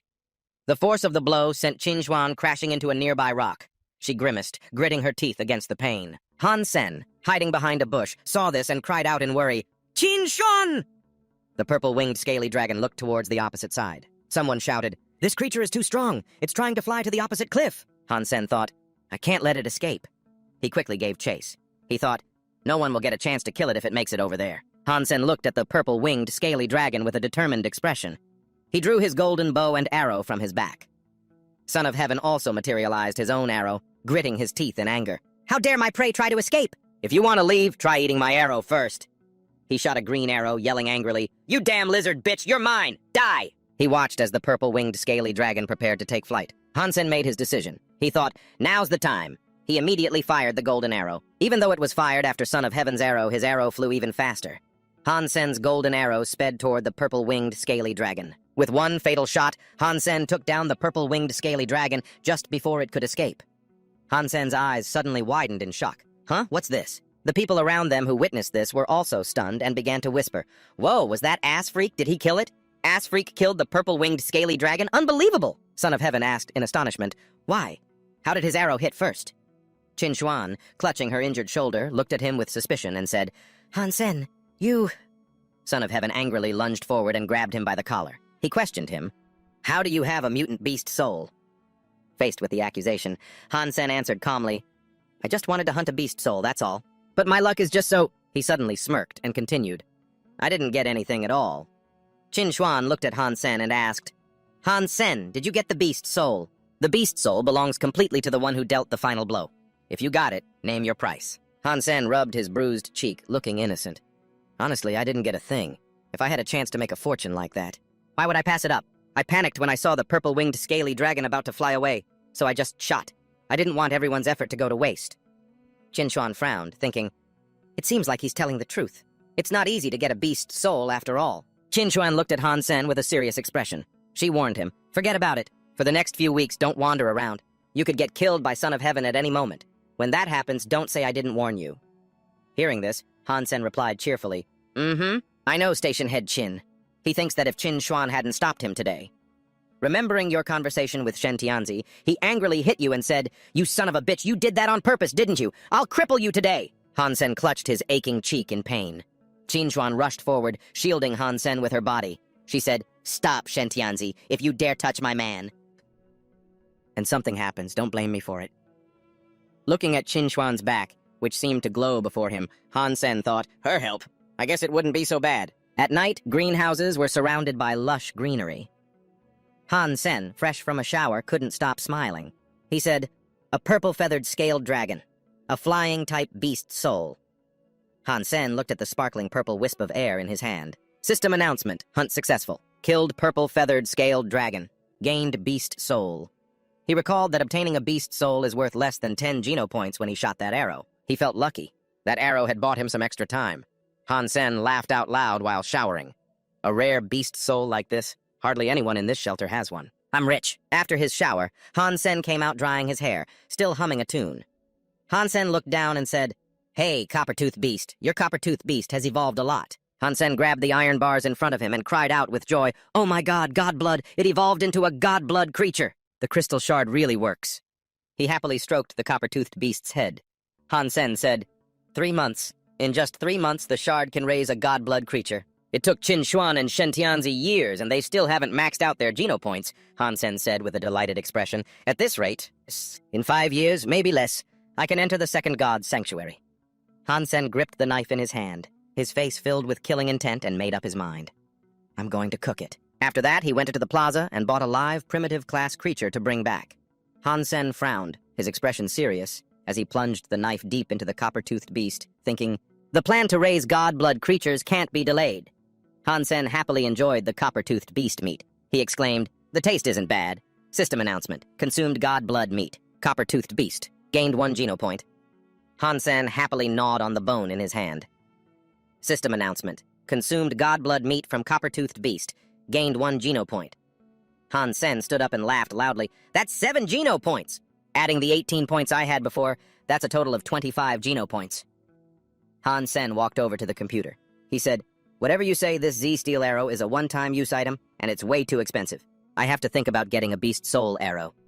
Han-sen scratched his head helplessly, saying, the internet is full of useless information. What a waste of time. The Dark Swamp. The name alone sounds scary. He clicked on the text. Horror trip, crossing the Dark Swamp. Han-sen became immersed in the character's story. I was being chased by a mutant creature, one that I had never seen before. I ran for my life until I was just a few hundred miles from the steel armor shelter. A mysterious person in black was trying to escape the swamp. He continued reading. It was only then that I realized this was the Dark Swamp. There are many strange creatures here. I risked my life to fight a black stinger bee. Han-sen kept reading. Luckily, I managed to obtain its beast soul, a flying-type arrow beast soul. But just as I was about to leave... What the hell is this? I just screamed and ran for it. If I had been even a moment slower, I would have become its prey. Bees came out of nowhere and attacked. Yes, I'm sure of it. It was a mutated black stinger bee, a mutant creature. Reading this, Han-sen exclaimed with joy. Sounds good, he said happily. If I can get its beast soul, I'll become a god-tier archer. Han-sen suddenly stroked his chin. But this post doesn't mention how to get there. Going in blind is too dangerous, and it would waste a ton of time. Han-sen sighed, running his hands through his hair. No more thinking about it. I just need to do what I can for now. At night, on the rooftop of a certain building, Han-sen went to meet the arrow seller. Looking at the blades lining the hallway, Han-sen asked, Hey boss, you've got a lot of weapons here. Did you make them all? The arrow seller replied, Of course. The seller smiled and said to him, Young man, I didn't expect you to use that arrow so quickly. Since you're a regular customer, I'll show you something much better. In a room filled with a variety of sharp, glittering objects, a hand presented a finely crafted dagger on a silk cloth. He spoke up. Z-Steel alloy dagger, 5%, 300,000. Han-sen's eyes were fixed on the blade, a satisfied look on his face. He said, The price is the same as the arrow from before, but the percentage of Z-Steel has increased significantly. All right, no tricks. I'll buy it. Then he pointed to the side and asked, Hey boss, you've got a lot of things here. So why is this one blade all by itself on the wall? On the rack, the long blade glimmered as if whispering of its hidden power. Han-sen asked curiously, It looks pretty special. What kind is it? He smiled mysteriously and named a price. A blade with 75% Z-Steel. Give me 100 million and it's yours. Hearing the astronomical price, he exclaimed in shock. Are you kidding me? What kind of blade costs that much? The arrow seller, without a moment's hesitation, pushed him towards the door and shouted, "Get out! You're not worthy of owning it." Han Sen could only plead, "No, boss, don't do this." He showed no mercy, growling, "Get out!" Sweat beaded on his forehead as the door in front of him slammed shut with a decisive thud. Han Sen put his hands on his hips, thinking aloud. Unbelievable. That guy has some seriously advanced technology. How can one person forge a weapon with more than 5% Z-steel? What was that blade, anyway? Suddenly, the phone in his pocket rang. He answered the phone coldly. "What is it?" A voice came from the other end. "Old Han, 4 p.m. tomorrow. Meet me at Sunset Bamboo Grove. I've got something cool to show you." Han Sen replied impatiently. "Why be so secretive? Can't you just send a video or a picture or something?" But the person on the other end hung up after speaking. "How could I possibly do that? You have to see it in person to appreciate how cool it is." The next day, at sunset, in a luxurious villa in the Bamboo Grove, the two of them were walking down a hallway. Han Sen couldn't help but ask, "What did you want me to see?" Zhang Danfeng smiled. Chatting cheerfully as he led the way, he said, "It's no fun just talking about it. I owe you a meal." He quickly led him to a room where Qin Hao was already waiting with a calm expression.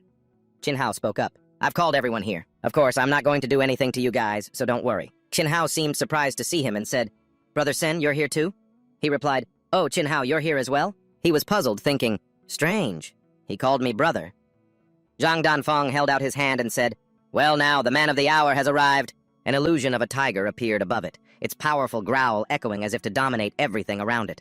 A moment later, it returned to its original form, a sword. He then asked arrogantly, "So, old Han, what do you think of my mutant beast soul?" His eyes lit up with interest as he said excitedly, "Whoa, nice! A weapon-type mutant beast soul isn't weak at all." He threw an arm around his shoulder and laughed enthusiastically. "You bet! It even has a name! Snow Tiger Saber." Han Sen didn't hold back his praise. "Not bad, that's a pretty badass name." On the outside, he smiled and congratulated him, but inwardly he sighed. Even this weirdo has a mutant beast soul. Damn, I'm so jealous. After that, Zhang Danfeng opened a box. His eyes lit up as they landed on the sharp, cold blade lying quietly in the box. Now that I have the Snow Tiger Saber, and I don't need to use these other blades anymore. It's a huge upgrade, so don't refuse it, just take it. Han Sen was taken aback and asked, "Is that a steel slicer saber? Those aren't cheap. How can I possibly accept it?" Zhang Danfeng placed the box in his hands and said generously, "We're close brothers. Why would you say that?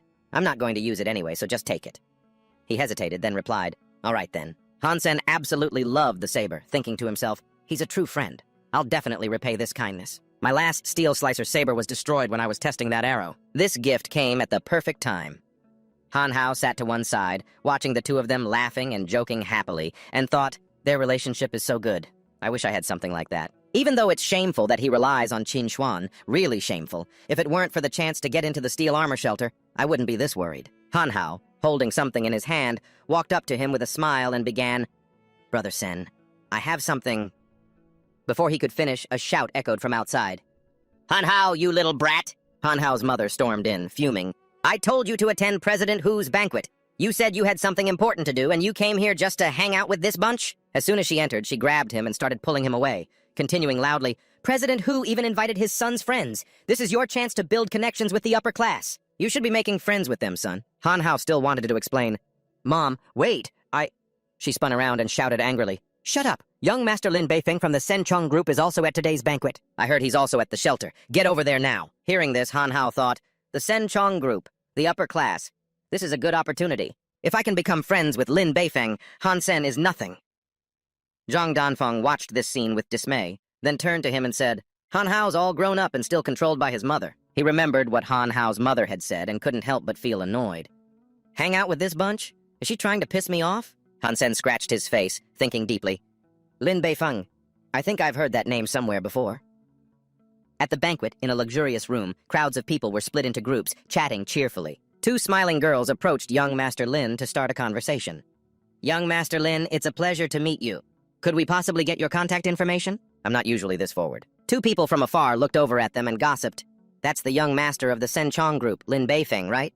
Their ancestors must have done a lot of good deeds. For them to be that lucky, what else could it be but luck? They bought a worthless planet, and who would have thought they'd discover a huge amount of precious minerals? From a small company, they became the biggest corporation on planet Luojia overnight. I'm so jealous." Han Hao's mother also took the opportunity to lead him over and warmly start a conversation. "Young Master Lin, over here. I am Han Yumei, and this is my son, Han Hao." He also greeted him. "Young Master Lin, it's a great honor to meet you." He gave them some face and replied, "Hello. Is there a reason you two came looking for me? The people around them couldn't help but gossip. Who are they? Trying to get attention. Someone laughed and replied, That's the wife and son of the Han family's corporation. They're probably negotiating something. Probably trying to get close to young Master Lin. Han Yumei eagerly began, Young Master Lin, my son, Han Hao, is also in the steel armor shelter. In the future, the two of you could become good friends. He quickly added, That's right, young Master Lin. We're both in the same shelter. If you ever need help, just say the word. Hearing this mother-son duo, he felt a flicker of annoyance, but on the surface, he just smiled. Oh, all right, fine. I happen to be looking for someone. Suddenly her eyes flashed as she looked in this direction. Han Sen was strolling along, remarking with admiration, The hot pot here is pretty good, huh? Zhang Danfeng walked ahead and replied smugly, Of course! They're all famous chefs! Han Yumei's eyes filled with malice as she muttered his name, Han Sen. Then she pushed Han Hao forward and said sweetly, If you're looking for someone, you've definitely come to the right person. Han Hao is great at this kind of thing. You two go ahead and talk. I have to take care of something. After saying that, she walked over and aggressively grabbed his arm. She said aggressively, Hey, where do you think you are? What gives you the right to be here? I've heard all about you from Han Hao. Now get lost. Your horrible reputation is known everywhere. Don't you dare affect my son's future! Han Sen and Zhang Danfeng remained silent as the woman continued her venomous threats. Don't think just because you got into the steel armor shelter you can find anyone you want. Han Yumei pointed a finger in his face and said contemptuously, Do you really think you're worthy? Han Sen finally lost his patience and retorted, Where I go is none of your business, auntie. I have nothing to do with you people. Hearing this, she became even more furious. Oh, you little brat! I'm warning you, my son Han Hao. The argument had attracted the attention of young Master Lin. What's all that shouting over there? Hey, that person is... Seeing the familiar figure, he realized it was Brother Sen. Suddenly, young Master Lin leaped forward and threw his arms around him, cheering, Brother Sen, it really is you! I finally found you. I missed you so much. Caught in the sudden embrace, Han Sen couldn't react in time. Huh? Hey, who is that guy? Young Master Lin's eyes lit up as he said cheerfully, Brother Sen, you're my savior. It was so hard to find you. When I heard you were at the steel armor shelter, I came looking for you right away. Zhang Danfeng, confused, asked, Savior? Old Han, you saved young Master Lin. What happened? He looked helplessly at the person in front of him. The surrounding crowd began to gossip eagerly. Holy crap, he saved young Master Lin? His ancestors must have accumulated a lot of good karma. That's right. He's hit the jackpot. I can't believe the person who saved him is so young. Who is he? Is he married? I have a daughter at home. Han Yumei was horrified. How did it turn out like this? Han Hao was just as shocked as his mother. Young Master Lin said Han Sen saved him. That he's his savior? Han Sen gave a slight cough. Ahem. Young Master Lin, forgive me, but this kind of welcome isn't really for me. We can talk about it later. I have to go now. Young Master Lin held onto his arm and asked, Brother Sen, where are you going? My aircraft is outside. Let me give you a ride. Han Sen waved his hand in refusal. No need, young Master Lin. Thank you for the offer. He waved as he watched the figure walk away, shouting, Brother Sen, we'll be seeing each other a lot. I'm going to follow you. The gossiping crowd started buzzing again. Who is that guy? Why does young Master Lin admire him so much? He doesn't look like a noble. Right. I've never heard his name in aristocratic circles. It's strange. But anyone who could save young Master Lin must be extraordinary. Zhang Danfeng nudged him. Old Han, you completely stole the spotlight tonight. You have to tell me how you saved the great young Master Lin, Han Sen replied nonchalantly. No rush. Let's enjoy ourselves first. We'll talk about it later. Meanwhile, Han Yumei was seething with rage. That brat Han Sen, he dares to use young Master Lin as his backer. Her son Han Hao gritted his teeth in anger. I thought he was just some guy who leeches off women. I never thought he had someone else. This is so annoying. Under a clear blue sky, amidst towering skyscrapers, Han Sen strolled along with his hands in his pockets. Finally finished explaining everything to that guy. He sure loves to gossip. But I hope I never have to see Lin Beifeng again. He mused. Then again, he's rich, so I don't have to worry about whether he'll pay up or not. Suddenly, a loud explosion erupted in the distance. A huge fire broke out on top of a building. Han Sen was stunned. What's happening? At that moment, a system notification appeared. Warning! Warning! Unidentified subjects have infiltrated. Warning! Warning! From the site of the fire, a large crowd ran out in a panic. The scene was chaotic, filled with shouts and screams. Fire! Help! Run! Get away! Hide! Without a second thought, Han Sen rushed straight in. His mind raced. If I'm not mistaken, that fireball came from a spaceship, and that type of ship belongs only to the Shura clan. The Shura clan. Humanity's mortal enemy. Their characteristics are a uniform appearance, masks, and horns. Humanity has been fighting against them for centuries. Here on this planet, in the beginning, because the Shura's physical prowess far surpassed that of humans, humanity always failed to resist them. That is, until nearly 200 years ago, when humanity discovered the world of God's sanctuary. Inside the world of the sanctuary, they were able to obtain. A group of panicked people shouted as they ran, "The defense system has been destroyed! Quick, call the rescue team. The communication devices are jammed. We've lost connection." "It's hopeless!" Han Sen rushed forward, analyzing internally. "This is strange. Planet Luojia is primarily a commercial planet. Why would their warships appear here?" Model. He was worried, wondering if anyone had died inside. Han Sen looked up at the tall building where a ship had smashed through the glass, creating a massive hole with black smoke billowing from the wreckage. The little girl, hanging precariously, was crying her heart out. "Help me. Sob, sob, sob. Daddy. Mommy. I'm scared. Hick." Han Sen was horrified. Dangerous. If the little girl fell from that height, she would... Suddenly, his eyes widened in terror. The lid of the pod suddenly burst open, and then a member of the Asura clan stepped out. With blood-red eyes, a tall frame, and bulging muscles, he was terrifying. Han Sen was shocked. A golden-horned noble. He slowly stepped out, right next to the little girl. The child, still terrified, wouldn't stop crying. "Daddy? Mommy? Hick!" The Asura clan member raised his blade, preparing to strike. In that instant, an orange figure flashed by in the blink of an eye. Gold coin appeared, weapon in hand, as a stream of light shot up towards the hole. At that moment, the reporter raised his camera and snapped a picture. Reporter Fang Quan's jaw dropped as he stared at the flash. What was that? Am I seeing things? That's... Just as he was about to bring his blade down, Gold Coin shot straight towards the little girl.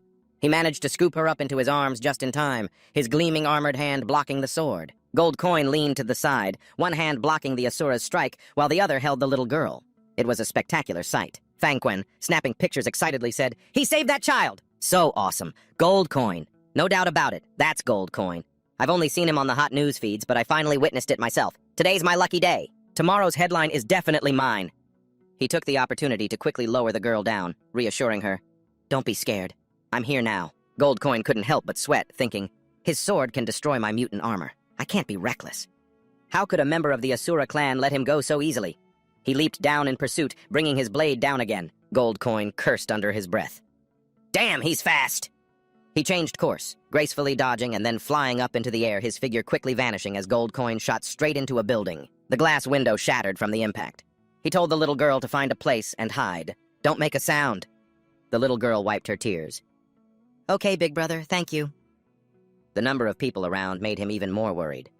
There are too many people here. The Asura had already caught up. He stood guard right in front of the entrance. The creature easily slashed him, and blood trickled from his mouth. He gritted his teeth, thinking, so painful, damn it, at this rate. Fang Quan saw the situation wasn't good. Hey, why didn't Gold Coin dodge that attack? With his skills, he could have easily taken it down. Then he suddenly realized, maybe Gold Coin can't hold out any longer. An adult golden-horned noble's combat ability is no less than that of an evolved human. But Gold Coin isn't an evolved human yet. If this goes on, he'll die! Come on, Gold Coin, fight it! His hand clenched into a fist and slammed onto the ground as he prepared to fight. Fang Quan gritted his teeth, conflicted. Is it wrong for me to be live-streaming this? If Gold Coin gets killed, what am I even doing? Gold Coin threw a full punch at him, vowing, damn it, even if I die, I have to drive this Asura out of here. In just a moment, he was struck by the blade again. The only thought that flashed through his mind was, he's decided he's going to kill everyone with no exceptions. The Asura's eyes glowed with a fiery red light. The killing intent was overwhelming. Fang Quan gasped in fear. If Gold Coin takes another hit like that, he'll die. He has to dodge it. The creature raised its blade again, intending to finish him with one blow. Fang Quan cheered him on. Gold Coin, don't die, dodge it quickly. You have to give it your all. No one will blame you. Just then, a blue aura surged up. Cheers erupted through the live stream. Gold Coin, he's about to counterattack. Kill him. Teach that bastard a lesson. Don't let him live. Gold Coin is invincible. My little angel, I love you. At the same time, he wrapped his arms around the Asura's large body. Pushing him downward, the two of them plummeted towards the ground. The creature looked at him, even more ferocious. Are you crazy? Gold Coin just gritted his teeth, his determination clear in his actions. The two figures, wrapped in a swirl of light, fell even faster. The cheers were nonstop. Amazing! I've chosen a name worthy of his actions. Trampling the Asura. So handsome, so cool. The aura of Gold Coin. A god of war has descended. Die, Asura, die! Falling from such a height. What will Gold Coin do next? Smoke billowed up and debris flew everywhere. The viewers kept asking, what happened? Is that Asura dead? What about our Gold Coin? I'm so scared. What happened to him? Everyone look! What are you all still thinking? He's okay! Fang Quan ran over with his camera, chanting in his head, although I want my news on the front page. I don't want to sacrifice a hero to get it. Please, Gold Coin, please don't be dead. He stopped. In front of him was a large crater. As the smoke slowly cleared, the Asura was lying in a pool of blood. Fang Quan was stunned. The Asura is dead. He looked around, searching. Where's Gold Coin? Why can't I see him? Cries came from above, and the viewers' comments were filled with sorrow. So, Gold Coin has fallen. What should I do? Fang Quan pointed his camera up. It was from that hole. Worried children were looking down. Gasps of admiration were endless. They were praising him. The kids. Gold Coin's room is over there? Oh my god. Gold Coin didn't dodge the Asura's attack because he was protecting those kids. He's so kind. Gold Coin is a true man. Gold Coin was here. Where did he go? Don't tell me he's dead. Hurry up, let's go find him. Under the bright moonlight, the modern cityscape stood out, with its skyscrapers glowing with yellow lights. The TV screen replayed the scene from earlier. Gold Coin saving the person. Viewers wouldn't stop praising him. Coin God is amazing. Coin God is so strong. Incredible. Hansen had returned to his room. He was bandaging the wound on his chest. He was lost in thought. The Asura clan is truly powerful. At that moment, I almost couldn't win. Luckily, my god gene points increased quite a bit, and I only suffered minor injuries. He couldn't help but worry as he looked at the screen. I didn't think anyone would have recorded that battle. After I took that guy down, I left immediately. I figured my identity wouldn't be exposed. Hansen picked up the blade again, lost in thought. After I took that guy down, I left immediately. I figured my identity wouldn't be exposed. Luckily, that Shura was already injured. Otherwise, it would have been hard to kill him, and I might have ended up dead or escaping covered in wounds. I got this out of it, too. He carefully examined the blade, concluding, the Shura clan is far more advanced in close combat weapon alloys than humanity. Plus, this blade belonged to a golden-horned Shura. This is better than good. Hansen calculated carefully. This battle blade is very eye-catching. Anyone who saw the video would definitely recognize it. I'll have to modify it, make it smaller. I could turn it into a sword, maybe even change the color. Suddenly, a piece of the sword came off by accident. He wondered in confusion, did I break it? From that spot, a small object appeared. He realized, hey, this is a memory card. Hansen excitedly plugged the card into his computer. Here's something good. Let's see what we've got. The screen then displayed a video of Shura using an incredibly powerful technique. Reverse Heartblade. He was fascinated. A secret, unteachable art of a noble Shura family. According to the description, my physical fitness should allow me to learn it. And so, he began to practice. With just one strike, a large wooden post was split in two. Hansen's eyes lit up as he looked at the treasure in his hands. So this is the reverse scale slash. It's so strong, huh? He laughed. What a huge score. Suddenly, his phone rang. It was Lin Beifeng. Hansen answered, Young Master Lin, what can I do for you? Lin Beifeng laughed cheerfully. Hansen, aren't you at the shelter? Are you going to take your little master on a big hunt, huh? Hansen said, seemingly with a plan in mind. Sorry, I'm busy, but I do have a big plan in the works. A while later, Hansen walked in and said hurriedly, Station Master Chin, I know you're a very wonderful person. He finally blurted it out. I really don't want to go to Black Hawk Military Academy. I want to go to Luojia. Chinuan and Yang Manli stared at each other. Yang Manli slammed the table in anger. Hansen, are you stupid or just dumb? Black Hawk is one of the top 50 most famous academies. Luojia doesn't even make it into the top 1,000. Why would you want to go there? Chinshin chimed in coolly. Both the education and services at Luojia are incomparable to Black Hawk. Over there, you can even get hands-on experience with battle armor and warships, with the best instructors in the field of new martial arts. Do you understand? Then she walked up to him, suggesting, if you graduate from such a good place, your future will be bright. I'm recommending you for Black Hawk. It has a special annual quota for archery specialists.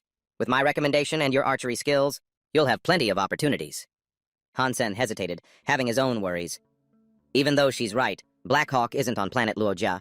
If I go, who will take care of Mom and Yan? Chinshin, with a hand on her hip, said dismissively, if Trash wants to stay in the dump, that's fine. A chance like this isn't easy for just anyone to get. She pointed to the side and said, Chinshuan, analyze the data from this video. Chinshuan replied, all right, okay, let's take a look. The three of them walked over to a large screen. On it was a scene of him fighting the Shura. Hansen was furious. I knew it. I really want to find the guy who recorded this and beat him black and blue. Chinshuan looked at the screen and asked, Manly, what do you see? Manly just spat out 2 words. Stupid golden god. Hearing that, Hansen was stunned. Huh? This woman dares to call me stupid? Does she have no concept of what cool is? Yang Manli analyzed every movement.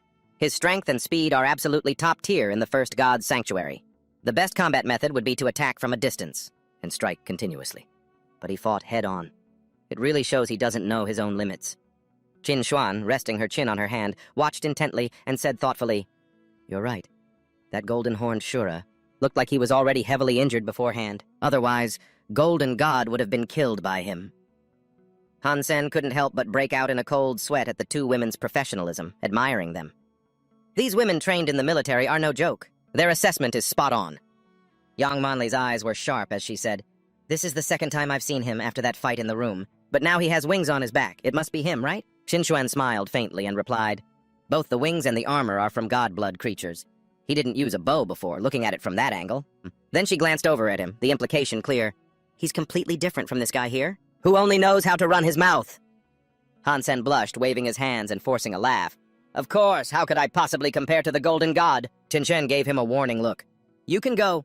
Think about enrolling in Blackhawk. Don't disappoint me." The sky was clear, and a corner of the street could be seen. Hansen walked slowly down the street, deep in thought. "Chinuan seems very interested in getting me into Blackhawk. This is so troublesome. I'm not even 20 yet, so I can't do my military service." He still couldn't help but worry and plan ahead.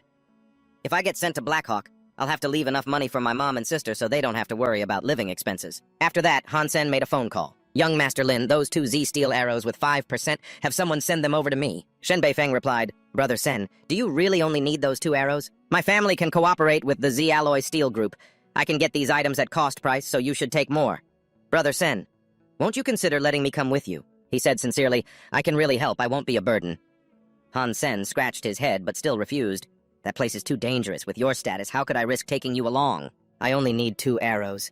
If I'm lucky, I might bring back a mutant creature as a gift for you."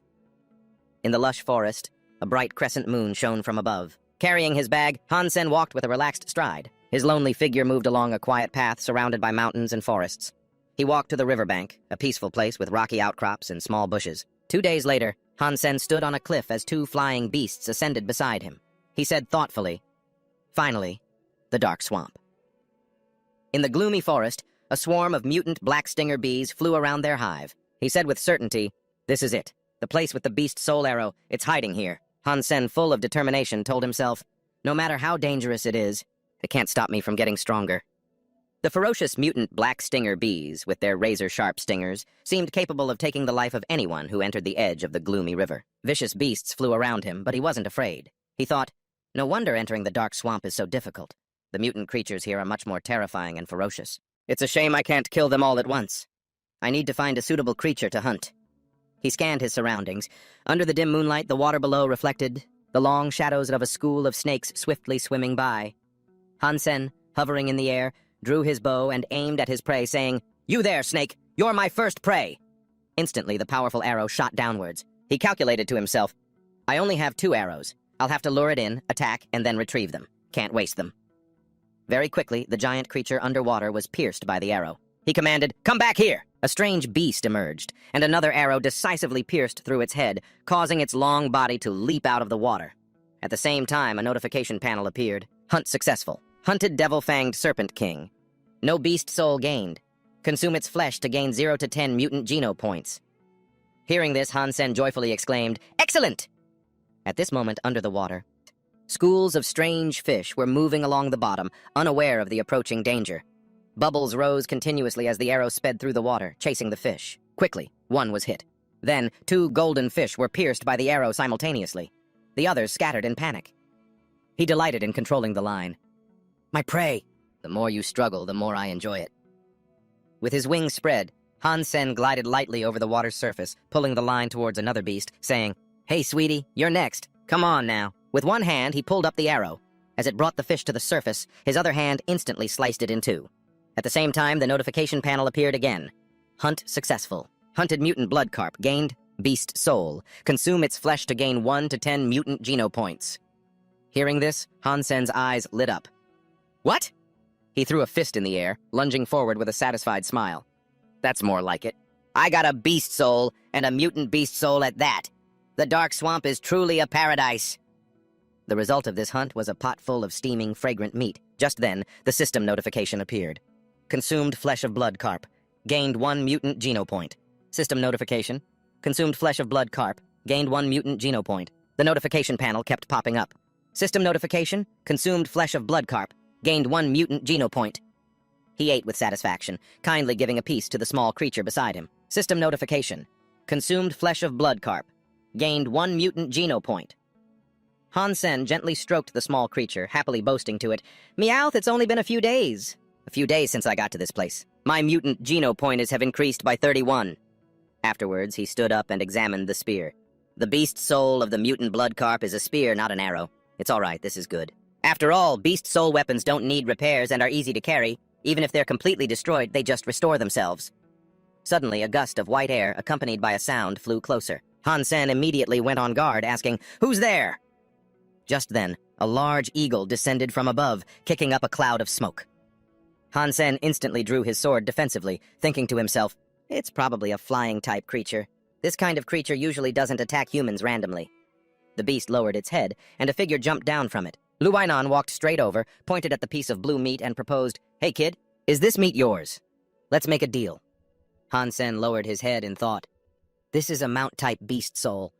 I can't believe someone is gutsier than me, daring to come to this swamp to train," he said bluntly. "No." Lu Wainan walked over and sat down next to the boiling pot of meat.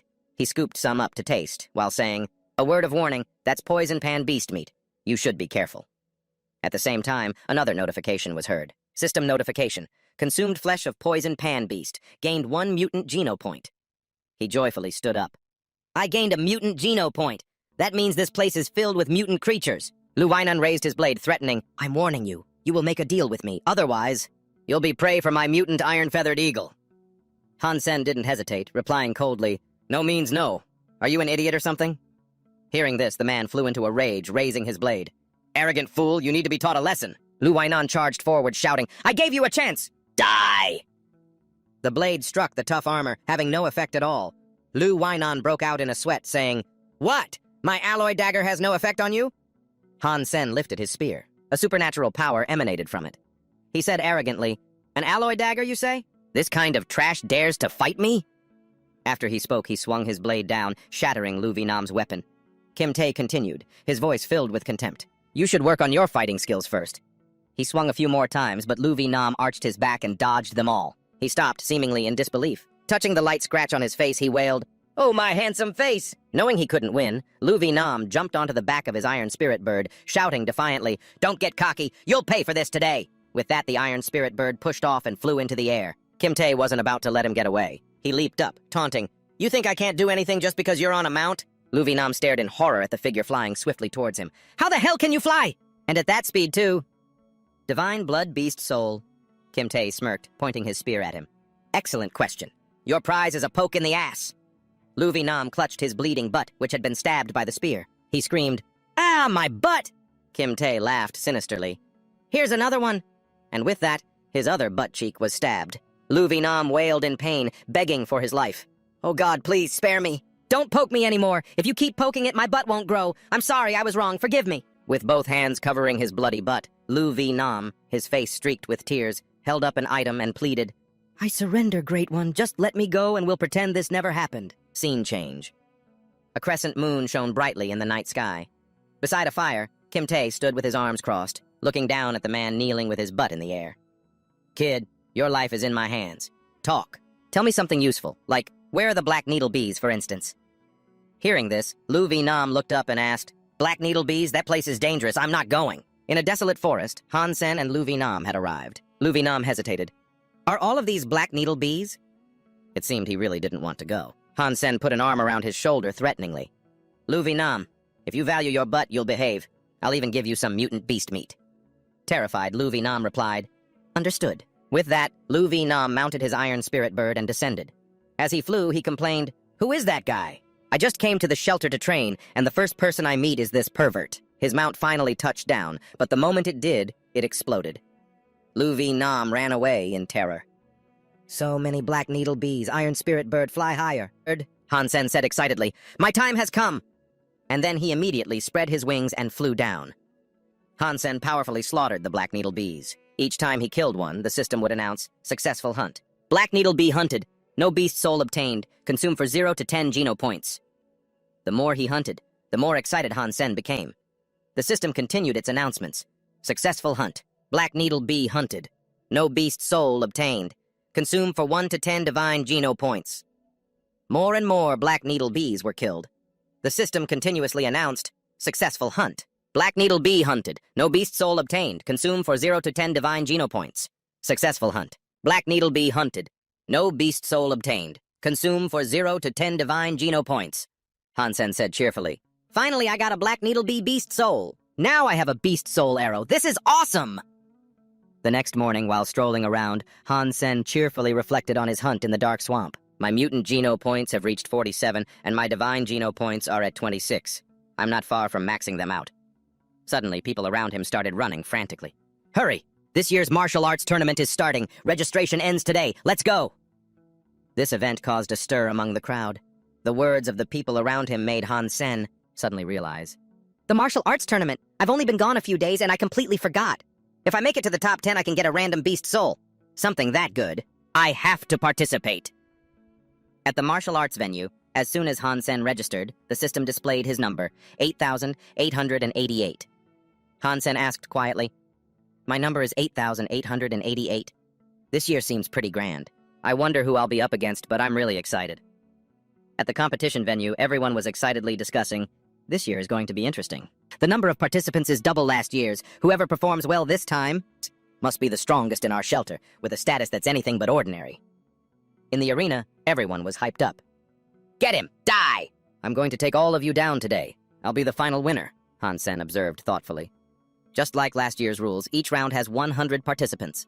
Everyone will fight in a battle royale, a true 1 versus 100, and the current group fighting is 51 to 55. He calculated silently. Right now, it's only the 50-plus group. I should be in the 80-plus group. I don't have to fight today. I'll find a good spot to watch the match. As he turned, he ran into Son of Heaven. He sneered and asked, Hey, ass freak! Try telling me your number. What if we're in the same group? Hansen smiled and replied, Sorry to disappoint you. I don't intend to participate.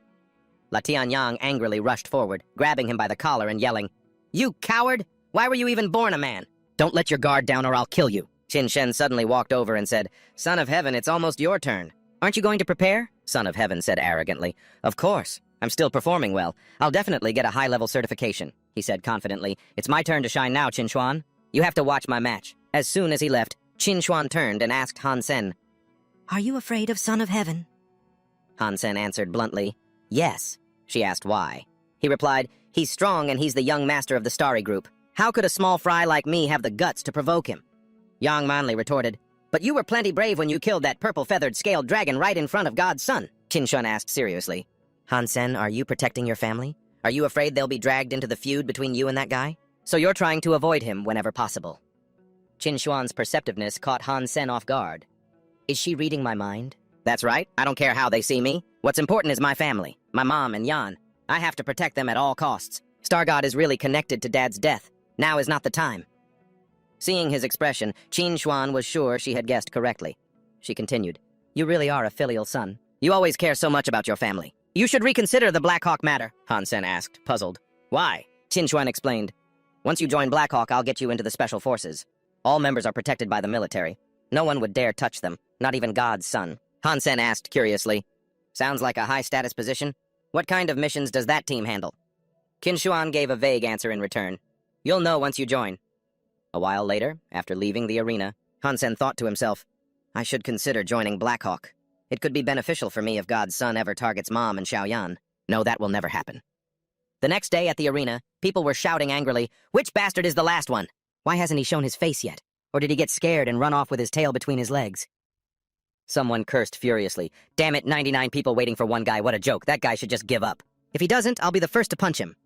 Suddenly, a voice rang out. Sorry to keep you all waiting.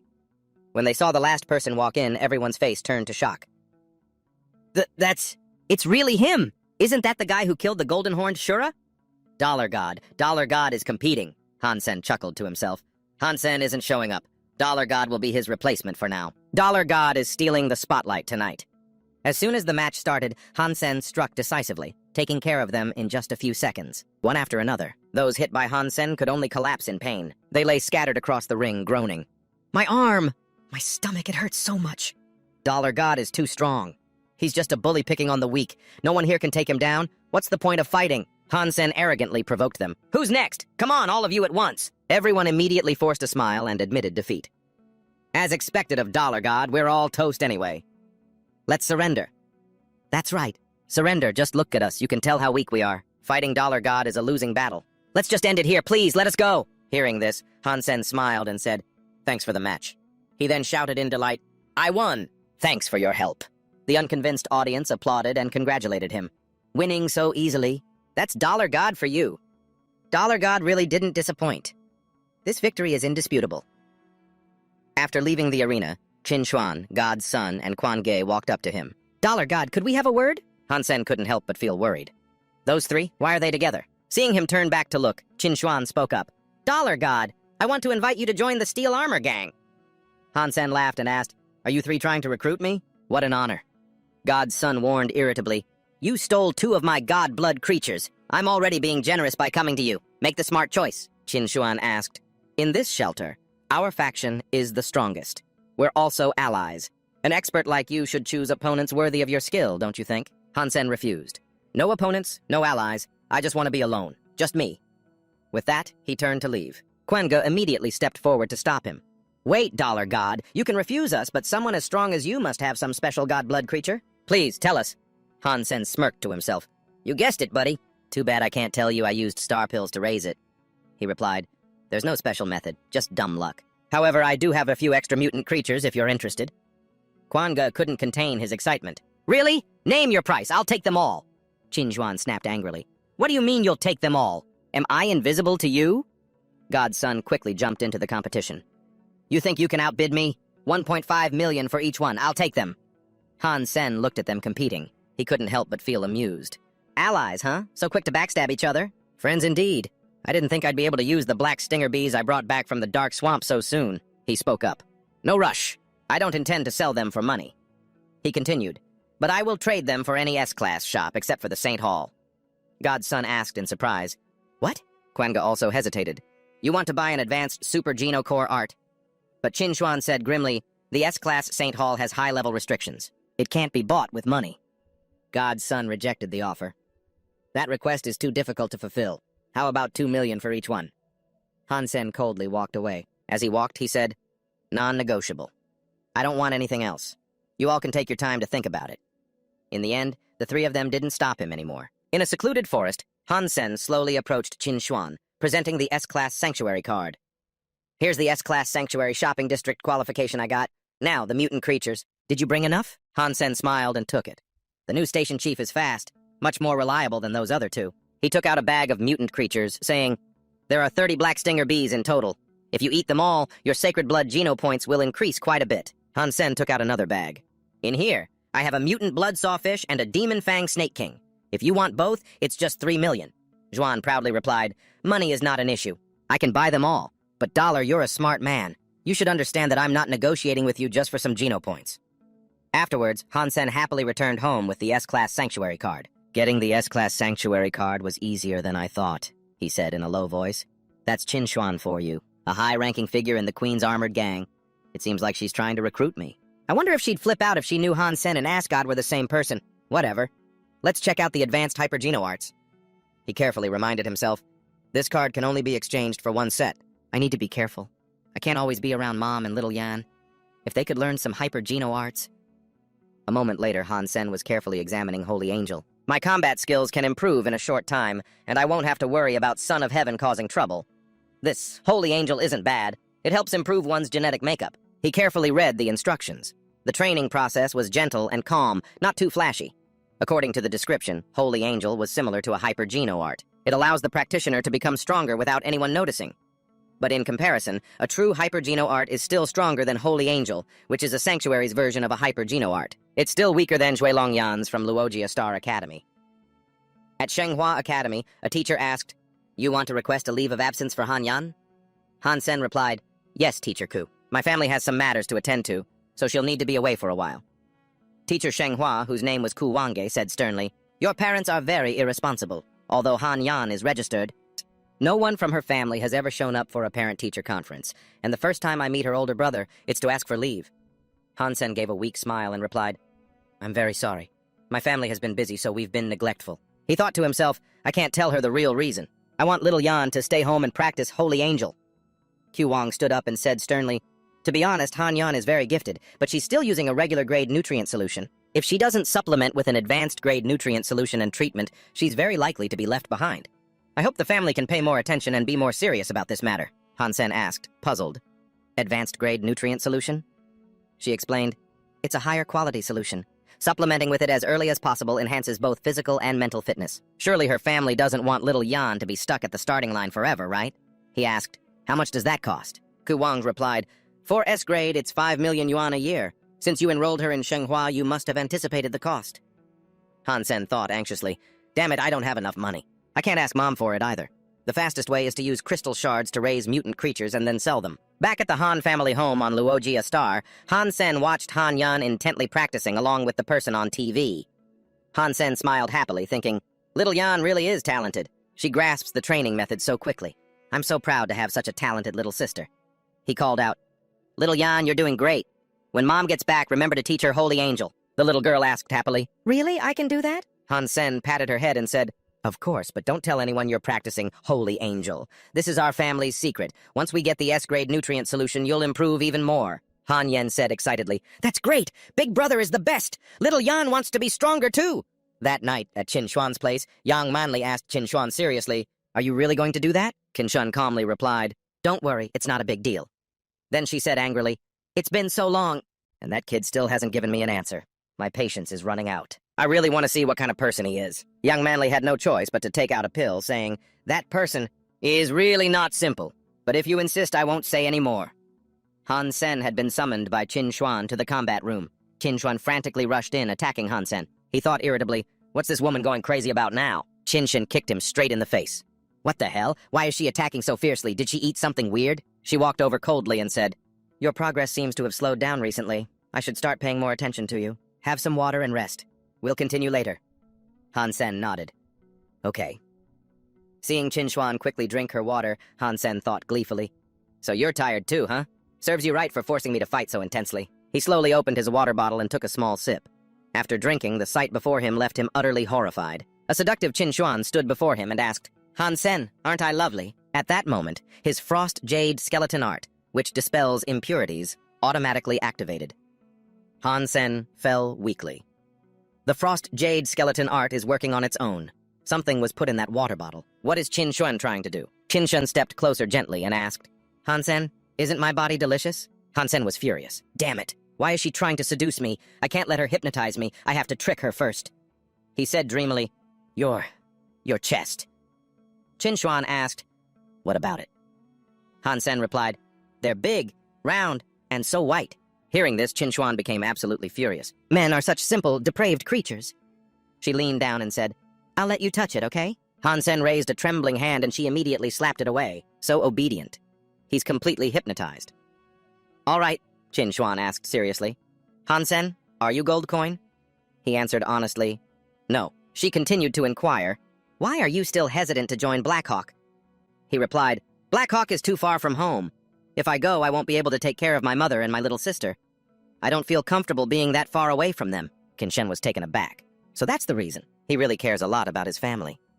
Suddenly, she asked Han Sen again, from the bottom of your heart, what do you think of me? Han Sen answered vaguely, Miss Qin Shuan. Han Sen said wearily, Miss Qin Shuan. You're the most beautiful woman I've ever met, the most adorable person in this entire shelter. Qin Shen was incredibly embarrassed. She immediately slapped him across the face. Han Sen shot up. Station Chief Qin, what did you do to me? He began to complain. I only remember drinking the water you gave me, and then Qin Shuan cut him off coldly. It's nothing. We were just training so hard that you got tired and passed out. I slapped you to wake you up. She thought irritably. Why was I even worried? I'll make him tell the truth later. Han Sen, having achieved his goal, smirked to himself. Qin Shuan is just a girl after all. She can't even handle a little teasing. She won't suspect me anymore. With her protecting me, everyone will just think I'm strong because of her help. Then, I can slowly improve my combat skills. Someday in the future, I can completely erase the existence of gold coin. That night, in a desolate forest, Han Sen handed a bag of mutant creatures to young Master Lin, saying, Young Master Lin, this is what I promised you. I waited until now to give you these two specifically. I don't want to attract attention, so don't tell anyone else. Young Master Lin opened the bag, looked at the item inside, and was utterly astonished. A mutant bloodfin shark. Brother Sen, you really are a man of your word. You're the real deal, Han Sen said confidently. Of course, I always keep my word. Suddenly, Son of Heaven walked over and said in a sinister tone, Well, if it isn't the great young Master Lin, why are you hanging out with this idiot? Following Son of Heaven was Luo Tianyang. Young Master Lin quickly stood in front of Han Sen and retorted, "Son of Heaven, what a coincidence." "Let me tell you, Brother Sen is my friend. There might be a misunderstanding between you two. For my sake, just let it go." Luo Tianyang shouted angrily, "No way, not with that broke-ass punk!" Son of Heaven raised a hand to stop him and began to leave coldly. "Tianyang, let's go. No need to waste our time here. The next match is against that gold coin guy. Prepare yourself." Han Sen heard this and thought to himself, "So my second opponent is Luo Tianyang, a perfect chance to settle the score." The next morning at the martial arts tournament arena, the crowd was buzzing. "This match is going to be good. Luo Tianyang isn't weak, but you never know what'll happen when his opponent is Coin God." Luo Tianyang and Coin God? They're not even in the same league. He's one of Son of Heaven's men. No matter how strong Coin God is, he wouldn't dare to go against Son of Heaven, right? Su Xiaokao confidently declared, "Coin God will definitely win. I guarantee it." Liu Hongdao spoke up, reminding him, "Don't judge a book by its cover. Luo Tianyang has Son of Heaven backing him. Can Coin God really stand up to Son of Heaven?" The two of them hurried to their seats in the stands. Seeing a man next to them completely covered up, Su Xiaokao asked curiously, "Hey brother, aren't you hot? Are you trying to cosplay here or something?" Liu Hongdao said, "Coin God stole Son of Heaven's sacred blood creature. Who knows? What if Son of Heaven lends Luo Tianyang a beast soul to take revenge this time?" Su Xiaoqiao scoffed in response. "Isn't it just a beast soul from some gorilla? Coin God has plenty of beast souls himself. Luo Tianyang is just a brainless brute. He won't last 1 minute against Coin God," Liu Hongdao said. "All right then, let's make a bet. If Luo Tianyang lasts more than 1 minute, I get your mutant blood-horned beast. If not, you lose your mutant nightwolf." He hesitated. "Huh? My mutant nightwolf?" Young Manly, who was sitting in front of them, spoke up wearily.